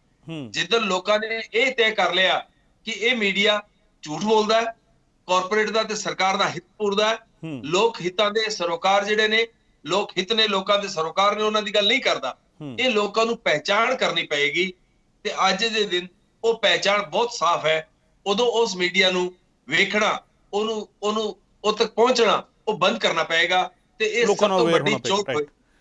ਦੂਜੇ ਪਾਸੇ ਜੇਕਰ ਦੂਜੇ ਪਾਸੇ ਕੰਮ ਹੋਰ ਕਰਨਾ ਪਏਗਾ, ਜਿਹੜਾ ਲੋਕ ਸਰੋਕਾਰ ਦੀ ਜਰਨਲਿਜ਼ਮ ਕਰਦੇ ਨੇ, ਉਹਨਾਂ ਨੂੰ ਵੀ ਵੇਖਣਾ ਪਏਗਾ, ਉਹਨਾਂ ਦੇ ਨਾਲ ਖੜਾ ਹੋਣਾ ਪਏਗਾ, ਉਹਨਾਂ ਦੀ ਗੱਲ ਲੋਕਾਂ ਦੇ ਵਿੱਚ ਲਿਜਾਣੀ ਪਏਗੀ। ਅੱਜ ਦੇ ਦਿਨ ਆਪਾਂ YouTube ਦੇ ਦੌਰ ਦੇ ਵਿੱਚ ਹੈਗੇ ਆ, ਪੰਜਾਬ ਦੇ ਵਿੱਚ ਹੈਗੇ, ਦੇਸ਼ ਦੇ ਵਿੱਚ ਥਾਂ ਤੇ ਯੂਟਿਊਬਰਸ ਨੇ, ਬੜੇ ਯੰਗ ਜਜ਼ਬੇ ਵਾਲੇ ਬੱਚੇ ਨੇ, ਮੁੰਡੇ ਨੇ, ਕੁੜੀਆਂ ਨੇ, ਉਹ ਬੜੇ ਹਿੰਮਤ ਨਾਲ ਆਪਦੀ ਰਿਪੋਰਟਿੰਗ ਕਰਦੇ ਨੇ, ਖਤਰੇ ਉਠਾ ਕੇ ਕਰਦੇ ਨੇ, ਧਰਾਤਲ ਦੀ ਰਿਪੋਰਟਿੰਗ ਕਰਦੇ ਨੇ। ਤੇ ਉਹਨਾਂ ਨੂੰ ਅਸੀਂ ਜੇ ਪ੍ਰਮੋਟ ਕਰਾਂਗੇ, ਇਸ ਤਰ੍ਹਾਂ ਦੇ ਜਰਨਲਿਜ਼ਮ ਨੂੰ ਪ੍ਰਮੋਟ ਕਰਾਂਗੇ। ਮੈਨੂੰ ਯਾਦ ਹੈ ਤੁਸੀਂ ਜਦੋਂ ਡੇਰਾ ਸੱਚਾ ਸੌਦੇ ਵਾਲੀ ਘਟਨਾ ਹੋਈ ਸੀ, ਜਦੋਂ ਗੁਰਮੀਤ ਸਿੰਘ ਨੂੰ ਸਜ਼ਾ ਹੋਈ, ਉਦੋਂ ਜਿਹੜੀ ਰਿਪੋਰਟਿੰਗ ਤੁਸੀਂ ਕਰ ਰਹੇ ਸੀ, ਉਸ ਤਰ੍ਹਾਂ ਦੀ ਰਿਪੋਰਟਿੰਗ ਨੂੰ ਵੀ ਮੈਂ ਕਹਿਣਾ ਚਾਹਨਾ। ਮੈਨੂੰ ਯਾਦ ਹੈ ਉਦੋਂ ਆਪਾਂ ਇੱਕ ਡਿਬੇਟ 'ਚ ਸੀਗੇ, ਉਸ ਤਰ੍ਹਾਂ ਦੀ ਰਿਪੋਰਟ ਨੂੰ ਲੋਕ ਵੇਖਣਗੇ ਤੇ ਲੋਕਾਂ ਤੱਕ ਲੈ ਕੇ ਜਾਣਗੇ। ਤੇ ਇਹ ਸਾਰਾ ਮੀਡੀਆ ਨੂੰ ਠੀਕ ਲਾਈਨ ਤੇ ਲਿਆਉਣ ਦਾ ਇੱਕ ਤਰੀਕਾ ਹੋ ਸਕਦਾ ਹੈ। ਜੀ ਬਿਲਕੁਲ। ਰਾਜੀਵ ਜੀ, ਇੱਕ ਹੋਰ ਸਵਾਲ ਜਿਹੜਾ ਚੁੱਕਿਆ ਜਾ ਰਿਹਾ ਹੈ, ਪੰਜਾਬ ਇੱਕ ਨਜ਼ੀਰ ਬਣ ਕੇ ਸਾਹਮਣੇ ਆਇਆ ਇਸ ਪੂਰੇ ਅੰਦੋਲਨ ਦੇ ਵਿੱਚ। ਕਿਸਾਨ ਅੰਦੋਲਨ ਵੈਸੇ ਤਾਂ ਐਤਕੀ ਜਿਹੜਾ ਹੈਗਾ ਐਂਟਾਇਰਲੀ ਡਿਫਰੈਂਟ ਹੈਗਾ ਇਸ ਤੋਂ ਪਹਿਲਾਂ ਦੇ ਅੰਦੋਲਨ ਦੇ ਮੁਕਾਬਲੇ। ਜੇਕਰ ਦੇਖਿਆ ਜਾਵੇ ਜਿੰਨੇ ਵੀ ਅੰਦੋਲਨ ਹੁਣ ਤੱਕ ਹੋਏ ਨੇ, ਉਸ ਦੇ ਵਿੱਚ ਮੈਨੇਜਮੈਂਟ ਦੀ ਇੱਕ ਬਹੁਤ ਵੱਡੀ ਗੱਲ ਕੀਤੀ ਜਾ ਰਹੀ ਹੈ ਕਿ ਮੈਨੇਜ ਜਿਸ ਤਰੀਕੇ ਨਾਲ ਇਸ ਪੂਰੇ ਅੰਦੋਲਨ ਨੂੰ ਕੀਤਾ ਗਿਆ ਹੈ, ਇਸ ਦੇ ਨਾਲ ਇੱਕ ਸਵਾਲ ਜੁੜ ਰਿਹਾ ਸੀਗਾ। ਪਹਿਲਾਂ ਇਹ ਕਿਹਾ ਜਾ ਰਿਹਾ ਸੀ ਕਿ ਲੋਕ ਲਹਿਰ ਵਿੱਚ ਤਬਦੀਲ ਕਦੋਂ ਹੋਏਗਾ। ਪਿੰਡਾਂ ਵਿੱਚ ਅਸੀਂ ਦੇਖੀਏ ਤਾਂ ਲੋਕ ਲਹਿਰ ਵਿੱਚ ਤਬਦੀਲ ਹੋ ਚੁੱਕਿਆ ਹੈ। ਇਹ ਲੋਕ ਲਹਿਰ ਸ਼ਹਿਰਾਂ ਨੂੰ ਵੀ ਆਪਣੇ ਨਾਲ ਕਿਸ ਤਰੀਕੇ ਜੋੜੇਗੀ, ਇਸ ਦੇ ਲਈ ਕੀ ਪਲੈਨਿੰਗ ਹੁਣ ਅੱਗੇ ਲਈ ਕੀਤੀ ਜਾਏਗੀ, ਜਾਂ 26 ਤੇ 27 ਨਵੰਬਰ ਤੋਂ ਬਾਅਦ ਅਗਲਾ ਜਿਹੜਾ ਹੈਗਾ ਪਲੈਨਿੰਗ ਕੀ ਹੋਏਗੀ, ਉਸ ਨੂੰ ਕਿਸ ਤਰੀਕੇ ਅਸੀਂ ਦੇਖੀਏ? ਦੇਖੀਏ, ਸਰਕਾਰਾਂ ਨੇ ਤੇ ਉਹ ਕਾਰਪੋਰੇਟ ਦੇ ਮੀਡੀਆ ਨੇ ਹਮੇਸ਼ਾ ਹੀ ਕਿਸੇ ਵੀ ਅੰਦੋਲਨ ਨੂੰ ਠੀਕ ਉਸੇ ਵਰਗ ਦਾ ਅੰਦੋਲਨ ਦੱਸਿਆ, ਉਹਨਾਂ ਦੇ ਹਿੱਤਾਂ ਦੀ ਗੱਲ ਦੱਸਿਆ। ਕਿਸਾਨ ਅੰਦੋਲਨ ਹੋਣ, ਮਜ਼ਦੂਰ ਅੰਦੋਲਨ ਹੋਣ, ਉਹਨਾਂ ਦੀ ਲੀਡਰਸ਼ਿਪ ਨੇ ਵੀ ਹਲੇ ਤੱਕ ਕਿ ਜਿਹੜੀ ਕਾਫੀ ਘੱਟ ਧਿਆਨ ਦਿੱਤਾ ਸੀ ਉਹ ਇਹ ਸੀ ਕਿ ਸਿਰਫ ਆਪਦੀ ਮੰਗ ਦੇ ਮੁਤਾਬਿਕ ਉਹਨੂੰ ਰੱਖਦੇ ਸੀ ਕਿ ਸਾਡੇ ਹਿੱਤ ਦੀ ਗੱਲ ਹੈ ਜੀ। ਉਹਨਾਂ ਦੀ ਲੀਡਰਸ਼ਿਪ ਦੇ ਵਿੱਚ ਵੀ ਸਾਂਝ ਦੀ ਜਿਹੜੀ ਗੱਲ ਸੀ ਉਹ ਬਹੁਤ ਜ਼ੋਰ ਨਹੀਂ ਫੜੀ ਸੀ। ਐਤਕੀ ਪਹਿਲੀ ਵਾਰ ਇਹ ਹੋਇਆ, ਤੁਸੀਂ ਵੇਖੋਗੇ ਗਗਨ ਜੀ, ਇਸ ਦੇਸ਼ ਦੇ ਵਿੱਚ ਪਹਿਲਾਂ 250-300 ਦੇ ਕਰੀਬ ਜਥੇਬੰਦੀਆਂ ਅਖਿਲ ਭਾਰਤੀ ਕਿਸਾਨ ਸੰਘਰਸ਼ ਸਮਨਵੈ ਸਮਿਤੀ ਦੇ ਬੈਨਰ ਹੇਠ ਇਕੱਠੀਆਂ ਹੋਈਆਂ। ਉਹਨਾਂ ਨੇ ਇੱਕ ਆਪਦਾ ਵਰਕਿੰਗ ਗਰੁੱਪ ਬਣਾਇਆ, ਦੇਸ਼ ਭਰ ਦੇ ਵਿੱਚ ਉਹਦੇ ਸਾਰੇ ਸੰਗਠਨ ਜੁੜਨੇ ਸ਼ੁਰੂ ਹੋਏ। ਫਿਰ ਇੱਕ 3 ਹੋਰ ਜਥੇਬੰਦੀਆਂ ਜਿਹੜੇ 3 ਕੋਆਰਡੀਨੇਸ਼ਨ ਸੀ ਅੱਡ, ਉਹ ਵੀ ਉਸੇ ਬੈਨਰ ਤੇ ਇਕੱਠੇ ਹੋ ਗਏ ਤੇ ਇਹਨਾਂ ਨੇ ਨਵਾਂ ਇੱਕ ਸਾਰਿਆਂ ਨੇ ਦੇਸ਼ ਭਰ ਦੇ ਸਮਨਵੈ ਜਿਹੜੇ ਸੀ ਉਹ ਵੀ ਇਕੱਠੇ ਹੋ ਕੇ ਉਹਨਾਂ ਨੇ ਇੱਕ ਸਾਂਝਾ ਮੋਰਚਾ ਬਣਾ ਲਿਆ, ਸਾਂਝਾ ਕਿਸਾਨ ਮੋਰਚਾ। ਇੱਕ ਪਾਸੇ ਏਕਤਾ ਦੀ ਗੱਲ, ਇੱਕ ਪਾਸੇ ਸਾਰਿਆਂ ਨੇ ਇਕੱਠੇ ਹੋ ਕੇ ਲੜਨ ਦੀ ਗੱਲ ਕੀਤੀ, ਇਹ ਨਵਾਂ ਇੱਕ ਨਵੀਂ ਗੱਲ ਹੈ। ਦੂਜੇ ਪਾਸੇ ਕਿਸਾਨ ਜਥੇਬੰਦੀਆਂ ਨੇ ਹੁਣ ਕਾਨੂੰਨਾਂ ਨੂੰ ਪੜ੍ਹਨਾ, ਕਾਨੂੰਨਾਂ ਦੀ ਬਾਰੀਕੀਆਂ ਦੀ ਗੱਲ ਕਰਨਾ ਵੀ ਸ਼ੁਰੂ ਕਰ ਦਿੱਤਾ। ਕਿਸਾਨ ਅੰਦੋਲਨ ਦੇ ਵਿੱਚ ਉਹ ਲੋਕ ਆਏ ਨੇ, ਲਗਾਤਾਰ ਉਹਨਾਂ ਦੇ ਹਿੱਸੇ ਵਧੇ ਤੇ ਜਿਹੜਾ ਆਪਾਂ ਗੱਲ ਕਰੀਏ ਕਿ ਜਿਹੜਾ ਖੇਤੀ ਕਰਦਾ ਹੈ ਉਹ ਤੋਂ ਬਾਹਰ ਕਿਵੇਂ ਜਾਵੇ, ਹੁਣ ਉਹ ਦਿਸ ਰਿਹਾ ਜਿਵੇਂ ਕਿਸਾਨ ਅੰਦੋਲਨ ਇਹਨਾਂ ਕਾਨੂੰਨਾਂ ਦੀ ਬਾਰੀਕੀਆਂ ਦੀ ਗੱਲ ਕਰ ਰਿਹਾ, ਇਹਨਾਂ ਤੇ ਸਵਾਲ ਚੁੱਕ ਰਿਹਾ। ਉਹ ਤੋਂ ਪਤਾ ਲੱਗਦਾ ਹੈ ਕਿ ਜਿਹੜਾ ਖੇਤ ਦੇ ਵਿੱਚ ਜਾਂਦਾ ਹੈ, ਖੇਤੀ ਕਰਦਾ ਹੈ, ਉਹ ਤੋਂ ਅੱਗੇ ਕਿਵੇਂ ਕਿਸਾਨ ਅੰਦੋਲਨ ਵਧੇ। ਤੀਜੀ ਗੱਲ, ਕਿਸਾਨ ਅੰਦੋਲਨ ਨੇ ਵੀ ਇਹ ਬਿਲਕੁਲ ਸਮਝਿਆ ਤੇ ਉਹਨਾਂ ਨੇ ਇਹ ਅੰਡਰਸਟੈਂਡ ਕਰਨ ਤੋਂ ਬਾਅਦ ਇਹ ਕਿਹਾ ਵੀ ਹੈ ਕਿ ਇਹ ਅੰਦੋਲਨ ਸਿਰਫ ਸਾਡਾ ਨਹੀਂਗਾ, ਇਹ ਦੇਸ਼ ਨੂੰ ਬਚਾਉਣ ਦਾ ਅੰਦੋਲਨ ਹੈ, ਇਹ ਦੇਸ਼ ਦੇ ਲੋਕਾਂ ਦਾ ਅੰਦੋਲਨ ਹੈ, ਕਿਉਂਕਿ ਇਸ ਕਾਨੂੰਨ ਇਹਨਾਂ 3 ਕਾਨੂੰਨਾਂ ਰਾਹੀਂ ਦੇਸ਼ ਦੇ ਲੋਕਾਂ ਦਾ ਨੁਕਸਾਨ ਹੋਣਾ ਹੈ। ਉਹਨਾਂ ਦੇ ਖਿਲਾਫ ਇਹ ਕਾਨੂੰਨ ਹੈ। ਬਸ ਮੈਂ ਇੱਕ ਕਾਨੂੰਨ ਦੀ ਗੱਲ ਤੁਹਾਡੇ ਸਾਹਮਣੇ ਕਰਦੇ ਹਾਂ ਜੀ, ਜਿਹੜਾ ਐਸੈਂਸ਼ੀਅਲ ਕਮੋਡਿਟੀਜ਼ ਐਕਟ ਬਦਲ ਦਿੱਤਾ ਗਿਆ, ਜਿਹੜਾ ਪਹਿਲੇ 2 ਕਾਨੂੰਨ ਨੂੰ ਸੁਨਿਸ਼ਚਿਤ ਕਰਨ ਵਾਸਤੇ ਕਿ ਉਹਨਾਂ ਨਾਲ ਕਾਰਪੋਰੇਟ ਨੂੰ ਫਾਇਦਾ ਕਿਵੇਂ ਹੋਵੇ ਜੀ, ਉਹਦੇ ਵਾਸਤੇ ਐਸੈਂਸ਼ੀਅਲ ਕਮੋਡਿਟੀਜ਼ ਐਕਟ ਬਦਲਿਆ ਗਿਆ। ਹੁਣ ਉਹਦੇ ਨਾਲ ਕਿਸਾਨ ਨੂੰ ਤਾਂ ਮਾਰ ਜਿਹੜੀ ਪੈਣੀ ਹੀ ਹੈ, ਪਰ ਹੁਣ ਛੂਟ ਦੇ ਦਿੱਤੀ ਗਈ ਕਿ ਤੁਸੀਂ ਪਹਿਲਾਂ ਗੈਰ ਕਾਨੂੰਨੀ ਤਰੀਕੇ ਨਾਲ ਜਮਾਖੋਰੀ ਹੁੰਦੀ ਸੀ, ਹੁਣ ਜਮਾਖੋਰੀ ਦੀ ਕਾਨੂੰਨੀ ਛੂਟ ਦੇ ਦਿੱਤੀ ਗਈ। ਇਹ ਉਹ ਕਾਨੂੰਨ ਹੈ। ਉਹਦੇ ਨਾਲ ਹੋਣਾ ਇਹ ਹੈ ਕਿ ਵੱਡੇ ਜਿਹੜੇ ਕਾਰਪੋਰੇਟ ਨੇ, ਵੱਡੇ ਪੂੰਜੀਪਤੀ ਨੇ, ਉਹਨਾਂ ਨੇ ਸਾਰਾ ਅਨਾਜ ਖਰੀਦ ਲੈਣਾ ਹੈ। ਉਹ ਖਰੀਦਣ ਤੋਂ ਬਾਅਦ ਉਹਨਾਂ ਕੋਲ ਪੈਸਾ ਹੈ, ਉਹਨਾਂ ਕੋਲ ਸਟੋਰ ਕਰਨ ਦੀ ਖਮਤਾ ਵੀ ਹੋਏਗੀ। ਉਹ ਇੱਕ ਵਾਰ ਸਟੋਰ ਕਰ ਲੈਣਗੇ, ਮੁੜ ਕੇ ਮਾਰਕੀਟ ਦੇ ਵਿੱਚ ਆਪਣੀ ਸ਼ਰਤਾਂ ਦੇ ਲੋਕਾਂ ਨੂੰ ਵੇਚਣਗੇ ਤੇ ਉਹ ਲੋਕ ਹੀ ਕੌਣ ਹੋਣਗੇ? ਉਹ ਕਿਸਾਨ ਨਹੀਂ ਹੋਣਗੇ ਇਕੱਲੇ, ਕੰਜ਼ੂਮਰ ਔਰ ਨਾਰਮਲ ਕੰਜ਼ੂਮਰ ਹੋਏਗਾ, ਰਾਈਟ, ਉਹ ਕੰਜ਼ੂਮਰ ਹੋਏਗਾ। ਉਹ ਲੋਕ ਹੋਣਗੇ ਜਿਹੜੇ ਆਪਦੇ ਵੱਡੇ ਬੰਗਲਿਆਂ 'ਚ ਰਹਿੰਦੇ ਹੋਣ, ਜਿਹੜੇ ਬਿਜ਼ਨਸਮੈਨ ਹੋਣ, ਜਿਹੜੇ ਟ੍ਰੇਡਰ ਹੋਣ, ਜਿਹੜੇ ਦੁਕਾਨਦਾਰ ਹੋਣ, ਜਿਹੜੇ ਸਰਵਿਸ ਦੇ ਵਿੱਚ ਹੋਣ, ਜਿਹੜਾ ਮਜ਼ਦੂਰ ਹੋਵੇ, ਜਿਹੜਾ ਵੀ ਕੁਝ ਕੰਜ਼ੂਮ ਕਰਦਾ ਹੈ ਅਨਾਜ, ਦੂਰ ਤੱਕ ਜਾਏਗਾ, ਉਹ ਸਾਰਿਆਂ ਨੂੰ ਨੁਕਸਾਨ ਹੋਏਗਾ। ਉਹਨਾਂ ਨੂੰ ਨੁਕਸਾਨ ਹੋਏਗਾ ਔਰ ਉਹਨਾਂ ਨੂੰ ਕਿਤੇ ਨਾ ਕਿਤੇ ਅਵੇਅਰ ਹੋਣ ਦੀ ਲੋੜ ਹੈਗੀ ਅੱਜ ਦੀ ਤਰੀਕ ਵਿੱਚ। ਤਾਂ ਹੀ ਇਹ ਅੰਦੋਲਨ ਜਿਹੜਾ ਹੈਗਾ ਉਹ ਲੋਕ ਲਹਿਰ ਜਿਹੜੀ ਹੈਗੀ ਉਹ ਪੂਰੇ ਮੁਲਕ ਵਿੱਚ ਵੇਖਣ ਨੂੰ ਮਿਲੇਗੀ। ਰਾਜੀਵ ਜੀ, ਬਹੁਤ ਬਹੁਤ ਸ਼ੁਕਰੀਆ, ਤੁਸੀਂ ਇਸ ਚਰਚਾ ਵਿੱਚ ਸ਼ਾਮਿਲ ਹੋਏ। ਤੁਸੀਂ ਬਹੁਤ ਸਾਰੀ ਅਹਿਮ ਗੱਲਾਂ ਕੀਤੀਆਂ, ਹਰਿਆਣਾ ਦੀ ਸਿਚੁਏਸ਼ਨ ਬਾਰੇ ਸਾਰੇ ਦਰਸ਼ਕਾਂ ਨੂੰ ਦੱਸਿਆ, ਪੂਰੇ ਮੁਲਕ ਵਿੱਚ ਕਿਸ ਤਰੀਕੇ ਦੇ ਹਾਲਾਤ ਨੇ ਉਹ ਦੱਸਿਆ। ਬਹੁਤ ਬਹੁਤ ਸ਼ੁਕਰੀਆ ਰਾਜੀਵ ਜੀ ਇਸ ਚਰਚਾ ਵਿੱਚ ਸ਼ਾਮਿਲ ਹੋਣ ਦੇ ਲਈ। ਸੋ ਦਰਸ਼ਕੋ, ਅੱਜ ਦਾ ਮੁੱਦਾ ਦੇ ਵਿੱਚ ਅਸੀਂ ਕੋਸ਼ਿਸ਼ ਕੀਤੀ ਕਿ ਇਹ ਮਸਲਾ ਜਿਹੜਾ ਹੈਗਾ ਇਹ ਸਿਰਫ 2 ਦਿਨਾਂ ਦਾ ਮਸਲਾ ਨਹੀਂ ਹੈਗਾ, ਇੱਕ ਭਵਿੱਖ ਦਾ ਮਸਲਾ ਹੈ। ਭਵਿੱਖ ਉਹ ਜਿਹੜਾ ਸਿਰਫ ਇੱਕ ਜਨਰੇਸ਼ਨ ਦਾ ਨਹੀਂ ਹੈ, ਸਿਰਫ ਇੱਕ ਇਹ ਨਹੀਂ ਕਿ ਕਿਸਾਨਾਂ ਦਾ ਭਵਿੱਖ ਹੈਗਾ, ਇਸ ਮੁਲਕ ਦੇ ਭਵਿੱਖ ਦਾ ਮਸਲਾ ਹੈਗਾ। ਔਰ ਮੁਲਕ ਦੇ ਭਵਿੱਖ ਨੂੰ ਜਦੋਂ ਬਚਾਉਣ ਦੀ ਗੱਲ ਹੋਵੇ ਤਾਂ ਫਿਰ ਮੁਲਕ ਨੂੰ ਨਾਲ ਇਕੱਠੇ ਹੋਣਾ ਚਾਹੀਦਾ, ਨਾਲ ਖੜਨਾ ਚਾਹੀਦਾ ਹੈ। ਮੁਲਕ ਅੱਜ ਨਾਲ ਖੜਦਾ ਹੈ ਨਹੀਂ, ਇਹ ਤੈਅ ਕਰੇਗਾ ਕਿ ਮੁਲਕ ਦਾ ਭਵਿੱਖ ਜਿਹੜਾ ਹੈਗਾ ਉਹ ਕਿਸ ਤਰੀਕੇ ਦਾ ਬਣੇਗਾ। ਅੱਜ ਦਾ ਮੁੱਦਾ ਦੇ ਵਿੱਚ ਇੰਨਾ ਹੀ, ਇਜਾਜ਼ਤ ਦਿਓ, ਧੰਨਵਾਦ।